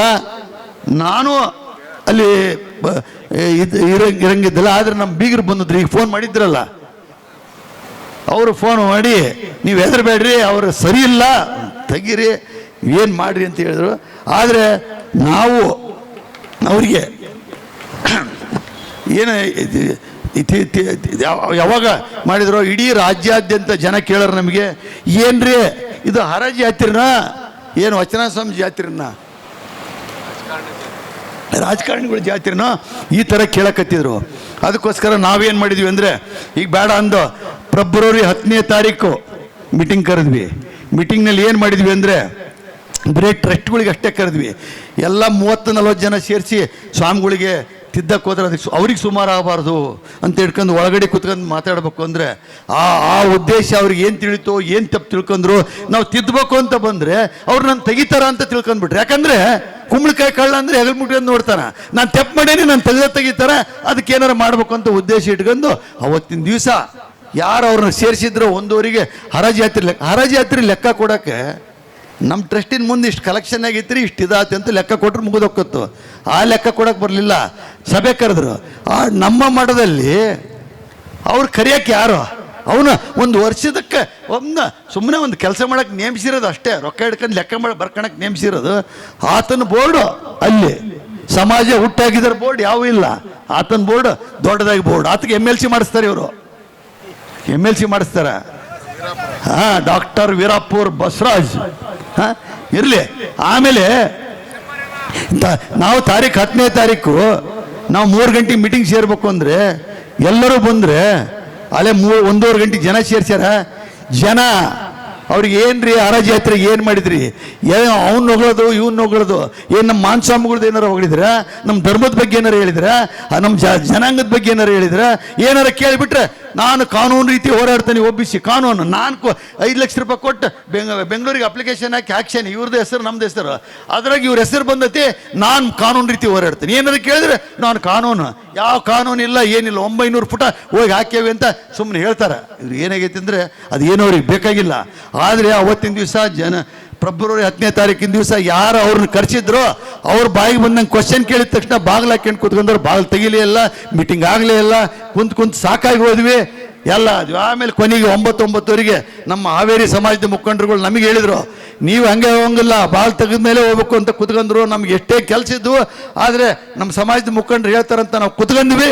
ಕುಂತು ಬಾಗಿಲು ತೆಗಿಸಿ ಬುದ್ಧಿವಾದ ಹೇಳಿದರು. ಆದ್ರೆ ತುಟಿ ಪಿಟಕ್ ಅನ್ನಲಿಲ್ಲ, ಬಾಯಿ ತೆಗಿಲಿಲ್ಲ, ಅದಕ್ಕೇನು ಹೇಳಲಿಲ್ಲ. ಎಲ್ಲರೂ ಇದು ಸರಿನಾ, ಇದು ಮಾಡಿದ ತಪ್ಪು ಏನು ಅಂತ ಎಲ್ಲ ಹೇಳಿದ ತಕ್ಷಣ ಸುಮ್ಮನೆ ಕೂತ್ಕೊಂಡ್ರು. ಏನೋ ತಿದ್ಕೊಂತಾರ, ಸರಿ ಹೋಗತ್ತೆ ಅಂತ ತಿಳ್ಕೊಂಡು ಮಾರ್ಚ್ 10ಕ್ಕೆ ಮೀಟಿಂಗ್ ಕರೆದ್ವಿ. ಮಾರ್ಚ್ 10 ಮೀಟಿಂಗ್ನಲ್ಲಿ ಏನು ಕರೆದ್ವಿ, ನಮ್ಮ ಹಿರಿಯರೆಲ್ಲ ಏನು ಹೇಳಿದ್ರು, ಬೇರೆ ಸಬ್ಜೆಕ್ಟೇ ಬೇಡ, ಶ್ರೀಪೀಠದಲ್ಲಿ ಶ್ರೀಗಳ ಆಚಾರ ವಿಚಾರದ ಬಗ್ಗೆ ಅಂತ ಹೇಳಿದರು. ಆಚಾರ ವಿಚಾರದ ಬಗ್ಗೆ ಅಂದರೆ ಡಾಕ್ಟರ್ ಇನ್ನೂ 5 ನಿಮಿಷ ಆಗಿಲ್ಲ, ಡಾಕ್ಟರ್ ಓಪನ್ ಮಾಡಿ ನೋಡಿಲ್ಲ, ಸ್ವಾಮಿಗಳು ಬರೀ ಯಾವಾಗಲೂ ಮೊಬೈಲ್ ಹಿಡ್ಕೊಂಡು ಕುಂತಿರ್ತಾರಲ್ರಿ, ವಾಟ್ಸಪ್ ಬರೋಕ್ಕಿಂತ ಮುಂಚೆನೇ ಓಪನ್ ಮಾಡ್ತಾರೆ ಅವರು. ಅಷ್ಟು ಫಾಸ್ಟ್ ಅದಾರೆ. ಅದನ್ನು ಓಪನ್ ಮಾಡಿದ ತಕ್ಷಣ ಅದರಲ್ಲಿ ಆಚಾರ ವಿಚಾರಗಳು ಅಂತ ಯಾವಾಗ ಬಂದ ತಕ್ಷಣ ಡಾಕ್ಟ್ರಿಗೆ ಫೋನ್ ಮಾಡಿದ್ರಿ. ಯಾಕಂದ್ರೆ ಸ್ವಾಮಿಗಳು ನನ್ನ ಹತ್ರ ಮಾತಾಡಿದ್ಬಿಟ್ಟು 4 ತಿಂಗಳಾಗೈತ್ರಿ. ಯಾಕಂದ್ರೆ ನಾವು ಕೆಲ್ಸಕ್ಕೆ ಬರೋರು, ನಿಮ್ಮ ಹತ್ರ ಮಾತಾಡಕ್ಕೆ ಬರ್ಬೇಕಂದ್ರೆ ನೀನು ಹೇಳಿದ್ದೆ ಹೇಳ್ತೀಯಪ್ಪ, ಇನ್ನೇನಾರು ಹೊಸ್ತು ಹೇಳ್ತೀಯ ಏನಪ್ಪ ಅಂತ ಒಂದು ದಪ್ಪ ಹೇಳ್ಬಿಟ್ರು. ಅಲ್ಲಿಗೆ ನಾನು ಸುಮ್ಮನೆ ಅದೇ. ನೀನು ಹೇಳ್ಬಿಟ್ಟು ಇನ್ನೇನು ಹೇಳ್ತೀಯ, ನಮಗೆ ತಿದ್ಕೆ ಅಂತ ಹೇಳ್ತೀಯ. ನೀನು ಟ್ರಸ್ಟ್ಗಳು ಏನು ಮಾಡ್ಯಾರ, ಎಷ್ಟು ರೊಕ್ಕ ಹಾಕ್ಯಾರ, ಎಲ್ಲಿ ಅಡ್ಡಾಡ್ಯಾರ, ಏನು ಮಾಡ್ತಿದಾರ ಅದನ್ನು ಕೇಳಬೇಡ, ಅದನ್ನು ಸಬ್ಜೆಕ್ಟ್ ಹಾಕು. ಇದನ್ನ ಯಾಕೆ ಹಾಕಿರಿ ಈ ನಮ್ಮನೆ ಕೇಳಾರ. ಅದಕ್ಕೆ ಡಾಕ್ಟ್ರ್ 5 ನಿಮಿಷದಾಗ ಫೋನ್ ಬಂತು. ಏನ್ರಿ ನಮ್ಮ ಸ್ವಾಮಿಗಳು ಅಂದ್ರೆ ಏನು ತಿಳ್ಕೊಂಡಿರಿ ನೀವು ಅವ್ರ ಆಚಾರ ವಿಚಾರದ ಬಗ್ಗೆ ಸ್ವಾಮಿಗಳ ಬಗ್ಗೆ ನೀವು ಕೇಳೋಕ್ಕೈತಾ? ನೀವೇನೋ ತಿಳ್ಕೊಂಡ್ಬಿಟ್ಟಿರಿ. ನಮ್ಮ ಸ್ವಾಮಿಗಳು ಮೋದಿಗೆ ಫೋನ್ ಮಾಡಿದರೆ 1 ದಿವಸದಾಗ ಅಪಾಯಿಂಟ್ಮೆಂಟ್ ಕೊಡ್ತಾರೆ. ಅಮಿತ್ ಶಾ ತಗ ಡೈರೆಕ್ಟ್ ಫೋನ್ ಮಾಡ್ತಾರೆ. ನೀವು ಹೋದ್ರೆ ಸಿರಿಗೇರಿ ಸ್ವಾಮಿಗಳು ಸಿಗೋದಿಲ್ಲ. ಇವತ್ತು CM ಮೋದಿಗೆ ಅಪಾಯಿಂಟ್ಮೆಂಟ್ ಕೊಡಲಿಲ್ಲದ್ರು ನನಗೆ ಎಷ್ಟು ದಿವಸಕ್ಕೆ ಕೊಡಿಸ್ತೇನೆ ನಿಮಗೆ ಗೊತ್ತೈತೆ ಇಲ್ಲ ಅಂತ ಕೇಳ್ತಾರೆ. ಅದೆಲ್ಲ ಗೊತ್ತಿದೆ. ಎಲ್ಲ ಸಿರಿಗೇರಿ ಸ್ವಾಮಿಗಳು ನಾವು ಹೇಳಿದ್ರೆ ಫೋನ್ ಮಾಡಿದರೆ ಬರ್ತಾರೆ ಅವರು. ನೀವು ಯಾವಾಗ ಕರೆದ್ರೂ ಬರೋದಿಲ್ಲ, ಫೋನ್ ಮಾಡಿದರೆ ಬರ್ತಾರೆ. ಇವತ್ತು ನಮ್ಮ ಸ್ವಾಮಿಗಳು ಇಡೀ ಪ್ರಪಂಚನೇ ಅವ್ರಿಗೆ ಸಂಪರ್ಕ ಇದೆ, ರಾಜಕೀಯ ಪಕ್ಷ ಎಲ್ಲ ಇದೆ. ನೀವು ಇದು ಹಾಕಿರಲ್ಲ, ಇಮ್ಮಿಡಿಯೇಟ್ ಅದನ್ನು ಕ್ಯಾನ್ಸಲ್ ಮಾಡಿ ಅದನ್ನು ತೆಗೆದು ಬೇರೆ ಹಾಕ್ಬೇಕು ಅಂದರು. ಡಾಕ್ಟ್ರೇ ನನಗೆ ಅಷ್ಟಕ್ಕಂಡು ಗೊತ್ತಿಲ್ಲ, ಶ್ರೀಪೀಠದಲ್ಲಿ ಆಚಾರ ವಿಚಾರ ಅಂದ್ರೆ ನಾನೇನು ತಿಳ್ಕೊಂಡಿದ್ದೆ, ನಮ್ಮ ಲಿಂಗಾಯತ ವೀರಶೈವ ಧರ್ಮದ ಆಚಾರ ವಿಚಾರಗಳ ಬಗ್ಗೆ ಮುಂದೆ ಹೆಂಗೆ ಮಾಡಬೇಕು, ಹೆಂಗೆ ನಡ್ಕೋಬೇಕು ಅಂತ ಮಠದಲ್ಲಿ ಸಮಾಜದ ಕೇವಲ ಹಿರಿಯರು ಕುತ್ಕೊಂಡು ಚರ್ಚೆ ಮಾಡ್ಬೇಕು. 4 ಗೋಡಿ ಬದಲೇ ಹಾಕೇನೆ ಹೊರತು ನೀವು ಹೇಳ್ದಂಗೆ ಅದ ತೆಗೆದು ಚೇಂಜ್ ಮಾಡಬೇಕು ಅಂದರು. ಚೇಂಜ್ ಮಾಡಲಿಲ್ಲ. ನನಗೆ ನೋಟಿಸ್ ಕೊಡ್ತಾರೆ ಇವರು. ಆಡಳಿತಾಧಿಕಾರಿ ಅಂದ್ರೆ ಏನು? ನಾವು ಟ್ರಸ್ಟಿಗಳು ನಾವು ಏನು ಮಾತಾಡಿರ್ತಾವೆ ಅದನ್ನು ಜಾರಿ ರೂಪಕ್ಕೆ ತರ ಒಬ್ಬ ನೌಕರದಾರ. ನಾವು ಒಬ್ಬ ಡಾಕ್ಟರ್ ಅಂತ ಮರ್ಯಾದೆ ಕೊಟ್ಟವೆ, ಆತ ಏನು ಮಾತಾಡ್ತಾನ ಏನು ಅನ್ನೋದು ನಮಗೆ ಅದಾಗುತ್ತೆ. ಆದರೆ ನಾವು ಯಾವತ್ತು ಏನು ಮೀಟಿಂಗ್ ಕರೆದ್ವಿ, ಆ ಮೀಟಿಂಗ್ ಇದ್ದ ತಕ್ಷಣ ಇವರೆಲ್ಲ ಗುಂಪುಗಾರಿಕೆ ಸೇರ್ಕೊಂಡು ನಿಮ್ಮನ್ನು ತೆಗೆದೇ ತೆಗಿತಾರ ಅಂತ ಹೇಳಿ ಬರೀ ಎಲ್ಲ ಕ್ರಿಮಿನಲ್ ಮೈಂಡ್ ಉಪೇಕ್ಷೆ ಹೋದರು. ಮಾರ್ಚ್ 10ಕ್ಕೆ ಮೀಟಿಂಗ್ ಆಯ್ತು. ಮೀಟಿಂಗ್ನಲ್ಲಿ ಸೇರಿದ್ವಿ, ಜನ ಸೇರಿಸಿದ್ರು. ಅವ್ರು ನಾವು ಯಾರು ಸೇರಿಸ್ಬೇಡ ಅಂದರೆ ಕೊನೆಗೆ ಅವ್ರ ಪೈಕಿಯನ್ನು ಒಳಗೆ ಕುಂದಿರಿಸಿದ್ರು. ಮೀಟಿಂಗ್ ಆಯ್ತು. ಅವತ್ತಿನ ದಿವಸ ನಾನು ಮಾತಾಡಿದೆ, ಬೆಟ್ಟಪ್ಪರು ಮಾತಾಡಿದರು, ದಿಂಡೂರವ್ರು ಮಾತಾಡಿದ್ರು. ಬೆಟ್ಟಪ್ಪರು ಕೊನೆಗೆ ಏನು ಹೇಳಿದರು, ನಿಮ್ಮನ್ನು ಜಗದ್ಗುರುಗಳಾಗಿ ಮಾಡಿದ್ದೇವೆ, ನೀವು ಜಗದ್ಗುರುಗಳು ನಮ್ಮ ಸಮಾಜಕ್ಕೆ, ನೀವು ನಮ್ಗೆ ಹಿಂಗೆ ಮಾಡಿರಿ, ಹಿಂಗೆ ಅಂದಿರಿ, ಏನೇನು ಮಾಡಿರಿ. ಇವತ್ತಿಗೆ ಎಲ್ಲ ಮರ್ತು ಬಿಡೋಣ. ನೀವೇ ನಮಗೆ ಜಗದ್ಗುರುಗಳು. ನಾವು ಏನಂದದ್ದು ನೀವು ಮರೀರಿ, ನೀವೇನಂದು ಮರೆತು ಮುಂದೆ ಸಮಾಜನ ಉನ್ನತ ಮಟ್ಟಕ್ಕೆ ಬೆಳೆಸ್ಕೊಂಡು ಹೋಗೋಣ. ನಾನು ಹೇಳಿದೆ ಅವ್ರಿಗೆ, ನಿಮ್ಮಲ್ಲಿ ಆ ಶಕ್ತಿ ಇದೆ, ನಿಮ್ಮಲ್ಲಿ ವಾಕ್ಚಾತುರ್ಯ ಇದೆ, ಆಕರ್ಷಣೆ ಶಕ್ತಿ ಇದೆ. ಇವ್ರಿಗೆ ಎಲ್ಲ ಮಾಡಕ್ಕೆ ಬರ್ತೈತಿ, ಯಾವುದೂ ಮಾಡೋದಿಲ್ಲ. ಅದನ್ನು ನೀವು ಸಮಾಜಕ್ಕೋಸ್ಕರ ಉಪಯೋಗಿಸ್ರಿ ಅಂತ ಹೇಳಿದ್ವಿ. ಬೆಟ್ಟಪ್ಪರ್ ಕೊನೆಗೆ ಒಂದೇ ಒಂದು ಮಾತು ಹೇಳಿದ್ರು, ಮುತ್ತಿನಂಥ ಮಾತು. ಅವ್ರು ನೀವು ತೆಗೆದು ಹಾಕಲಿಲ್ಲ. ನೀವುಗಳು ನಮ್ಮ ಉದ್ದೇಶದಾಗ ಏನು ಹೇಳಿದ್ರು ಅದನ್ನು ನೀವು ನೆರವೇರಿಸ್ಬೇಕು. ನೀವು ಫಾರಿನ್ಗೆ ಹೋಗೋ ತಿಂಗಳ ಫಾರಿನ್ಗೆ ಹೋಗೋಕ್ಕಾಗಲಿ, ನೀವು ಋಷಿಕೇಶಕ್ಕೆ ಹೋಗಿ 10 ದಿವಸ ಕುತ್ಕೊಳ್ಳೋದಕ್ಕಾಗಲಿ, ಬೆಂಗಳೂರಿನಾಗ ಕುತ್ಕೊಳ್ಳೋದಾಗಲಿ, ಚಿತ್ರದುರ್ಗದ ಮಾಡಿದಾಗ ಸ್ವಾಮಿಗಳಲ್ಲಿ ಅಲ್ಲಿ ವಸ್ತಿ ಮಾಡೋದಾಗಲಿ, ಇವೆಲ್ಲ ಅಲ್ಲ. ನೀವುಗಳು ಇಲ್ಲಿ ಮಠದಲ್ಲಿ ಇರಬೇಕು. ಇದು ಗೆಸ್ಟ್ ಹೌಸ್ ಅಲ್ಲ. ನೀವು ಇರಂಗಿದ್ರೆ ಇಲ್ಲಿರ್ರಿ, ಅವನು ಬಿಡ್ರಿ. ಇಲ್ಲಪ್ಪ ನಿಮ್ಗೆ ಇದು ಮಾಡೋಕ್ಕಾಗೋದಿಲ್ಲ ಅಂದರೆ ಅಲ್ಲಿಗೆ ಹೋಗ್ರಿ, ಇದನ್ನು ಬಿಡ್ರಿ. ಇದು ನಿಮ್ಮ ಚಾಯ್ಸ್ ಅಂತ ಹೇಳಿದಾಗ ಇವತ್ತು ಉತ್ತರ ಹೇಳ್ರಿ ಅಂದಾಗ ಅವತ್ತು ಅವ್ರ ಹಿಂಬಾಲಕರು ಗಲಾಟೆ ಮಾಡಿದ್ರು. ಹೇಳಿದ ತಕ್ಷಣ ಇಲ್ಲಕತಿ ಅಂದರು. ಕೊನೆಗೆ ಟೈಮ್ ಬೇಕಂದ್ರು, ಕ್ಯಾಲೆಂಡರ್ ಅವರೇ ತಗೊಂಡ್ರು. 20ನೇ ತಾರೀಕು ಮಾಡ್ರಿ ಅಂದರು. 20ನೇ ತಾರೀಕು 20ಕ್ಕೆ ಮಾಡ್ರಿ ಅಂತ ಕಾರ್ಯಕ್ರಮ ಐತಿ ಅಂದರು. 25ಕ್ಕೆ ಮಾಡ್ರಿ ಕಾರ್ಯಕ್ರಮ, 24ಕ್ಕೆ ಮಾಡ್ರಿ ಅಂತ ಡೇಟ್ ಕೊಟ್ಟಾರ ಅವರು. ಅಷ್ಟರೊಳಗೆ ಏನು ಮಹಾಪಂಡಿತರು ಒಳಗೋಗಿ ಕ್ರಿಮಿನಲ್ ಮೈಂಡ್ನಾಗ ಏನೇನೋ ಯೋಚನೆ ಮಾಡಿ ಸ್ವಾಮಿಗಳು ಕರೆಸಿದ್ರು. ಆದರೆ ಡಾಕ್ಟ್ರು ಒಬ್ಬರೇ ಉಳ್ಕೊಂಡಿದ್ರು. ಅವ್ರಿಗೂ ಫೋನ್ ಮಾಡಿ ಕರೆದಾಗ ಡಾಕ್ಟ್ರು ಹೊಂಟಾಗ ಯಾರು ಏನಿಲ್ಲ, ನೀವು ಮುಗಿಸಿ ಹೊರಗೆ ಹೋಗ್ರಿ ಅಂತ ಅಡ್ಡಿಡಿದ್ರು. ಆದರೆ ಅವರು ನನಗೆ ಆಂಬ್ಯುಲೆನ್ಸ್ ತರಿಸ್ರಿ ಅಂತ ಹೇಳಿದರು. ಡಾಕ್ಟ್ರು ಆಂಬ್ಯುಲೆನ್ಸ್ ತರಿಸಿ ಅಂತೇಳಿ ಹಿಂಗೆ ಕೈ ಹಿಡ್ಕೊಂಡು ಬಂದು ಪಕ್ಕಿ ಹೊಡೆದು ಬಂದು ತಿಂದು ಆಂಬ್ಯುಲೆನ್ಸ್ ತರಿಸ್ರಿ ಅಂತೇಳಿ ಗೌರ್ಮೆಂಟ್ ಆಸ್ಪತ್ರೆಗೆ ಹೋಗಿ MSL ಅದು ಯಾವುದೋ ಏನು ಹೇಳ್ತಾರೆ ಕೇಸ್ MLC ಕೇಸ್ ಹಾಕಿ ಪೊಲೀಸ್ ಸ್ಟೇಷನ್ಗೆ ಹೋಗಿ ಅವ್ರಿಗೆಲ್ಲ ದಬಾಯಿಸಿ ಅಷ್ಟೊಂದು ನೋವಾಗಿದ್ರೆ ಮಾತಾಡೋಕ್ಕಾಗೋದಿಲ್ಲ. ಅವ್ರ ಮೇಲೆ ಗುದ್ದಾಡ್ತಾ ಇದಾರೆ. ಹಾಸಿಗೆ ಮೇಲೆ ಮಕ್ಕಂಡು ಫೋಟೋ ತೆಗಿಸಿ ಕಳಿಸ್ತಾರೆ. ಇವತ್ತು ಬೀದಿಗೆ ತರದಂಥವ್ರು 4 ಗೋಡಿ ಮಧ್ಯೆ ಸರಿ ಮಾಡಬೇಕು ಅಂತ ಬಂದರು. ಈಗ ಇವ್ರೇನು ಸರಿ ಮಾಡ್ತೇವೆ ಅಂತ ಬಂದರು. ನಮ್ಮದು ಯಾವತ್ತು ಜನ್ಮದಾಗೆ ಪೊಲೀಸ್ ಸ್ಟೇಷನ್ಗೆ ಹೋಗಿದ್ದಿಲ್ಲ, ಆಸ್ಪತ್ರೆಗೆ ಹೋಗಿ ಕಂಪ್ಲೇಂಟ್ ಕೊಟ್ಟಿದ್ದಿಲ್ಲ. ಯಾರ ಮೇಲೆ ಕಂಪ್ಲೇಂಟ್? ಜ್ಯೋತಿ ಪ್ರಕಾಶ್, ಚಂದ್ರಶೇಖರ್, ಕೊನೆಗೆ ನಮ್ಮದು ಕೊಟ್ಟವ್ರು 3 ಜನದ ಹೆಸರು 107 ಹಾಕಕ್ಕೆ ಪೊಲೀಸರು ಅವ್ರ ಹೆಸರು ಹಾಕಿದ್ರೆ ಮತ್ತೆ ಜನ ಬಂದು ನಿಮಗೆ ಹೊಡಿತಾರೆ ಅಂತೇಳಿ ಆ ಹೆಸರು ತೆಗ್ಸ್ಯಾರ. ಹಾಂ, ನಾವು ಏನು ಹಂಗೇನು ತಿಳ್ಕೊಬೇಡ್ರಿ, ನಾವು ಸಾವ್ಕಾರ ಅಂತಲ್ಲ, ಹೊಡಿಸ್ಕೊಳಕ್ಕೂ ತಯಾರಿದ್ದೇವೆ, ಹೊಡೆಯೋಕ್ಕೂ ತಯಾರಿದ್ದೇವೆ. ಆದರೆ ಅದನ್ನು ನಾವು ತೋರ್ಸೋಕ್ಕಲ್ಲ. ಆದರೆ ಅದು ನಮ್ಮತನದಾಗ ನಾವು ಇರಬೇಕು ಅಂತ ಇದ್ವಿ. ಆದರೆ ಅವತ್ತಿನ ದಿವಸ ಏನು ಮಾಡಿದರು, ಮಾಡಿದ ಮೇಲೆ ಮಾರನೇ ದಿವಸ 11ನೇ ತಾರೀಕು ಬೆಳಿಗ್ಗೆ ಗೊತ್ತಾಯ್ತು. ಫೋನ್ ಮಾಡಿದರು, ಸ್ವಾಮಿಗಳು ಫೋನ್ ಮಾಡಿದರು, ರಾಜಕೀಯ ಮುಖಂಡರು ಫೋನ್ ಮಾಡಿದರು, ಎಕ್ಸ್ ಮಿನಿಸ್ಟರ್ಗಳು ಫೋನ್ ಮಾಡಿದರು. ಏನು ಹೇಳಿದರು? ಇದು ಏನೋ ಆಗಿಬಿಟ್ಟಿದೆ, ನೀವೇನು ಮಾಡಬೇಡ್ರಿ, ಸುಮ್ಮನಿರ್ರಿ, ನಾವು ಬರ್ತೇವೆ, ನಾವು ಸಿರಿಗೇರಿ ಸ್ವಾಮೀಜಿಯವ್ರು ನಾವು ಡೆಲ್ಲಿ ಒಳಗದವಿ, ಕಾರ್ಯಕ್ರಮದಲ್ಲಿ ಬರ್ತೇವೆ, ನೀವು ಸುಮ್ಮನಿರ್ರಿ ಅಂದರು. ಮುರುಗೇಶ್ ನೀರಾಣಿಯವ್ರು ಹೇಳಿದರು, ಸೋಮಣ್ಣವ್ರು ಹೇಳಿದರು, ಎಲ್ಲರೂ ಫೋನ್ ಮಾಡಿ ಹೇಳಿದರು, ಆಗಲಿ ಬಿಡು, ಏನೋ ಒಂದು ಕೆಟ್ಟಗಳಿಗೆ ರಾವ ಕಾಲದಾಗ ಏನೋ ಆಗೈತಿ, ಏನೋ ಒಂದು ಹೋಗಿ ಕಂಪ್ಲೇಂಟ್ ಕೊಟ್ಟಾರ, ಅದೇನು ದೊಡ್ಡ ವಿಚಾರ ಅಲ್ಲ ಅಂದ್ವಿ. ಆದರೆ 12ನೇ ತಾರೀಕು ಪ್ರೆಸ್ ಮೀಟ್ ಮಾಡಿದರು. ಎಲ್ಲ ಪ್ಲಾನ್ ಸ್ವಾಮಿಗಳ್ದೆ. ಇವತ್ತು ಸ್ವಾಮಿಗಳು ಒಬ್ಬರು ಸ್ವಾಮಿಗಳಾಗಿದ್ದರೆ ನಮ್ಮ ಪೀಠ ನೋಡಂಗಿರ್ತಿತ್ತು. ಅವರೊಬ್ಬರೇ ದಾರಿ ತಪ್ಪಿದ್ಕೆ ಇವತ್ತು ನಾವೆಲ್ಲರೂ ಬೀದಿಗೆ ಬಂದವಿ. ಬೀದಿಗೆ ತಂದರೆ ಯಾರು? ಈ ಸ್ವಾಮಿಗಳು.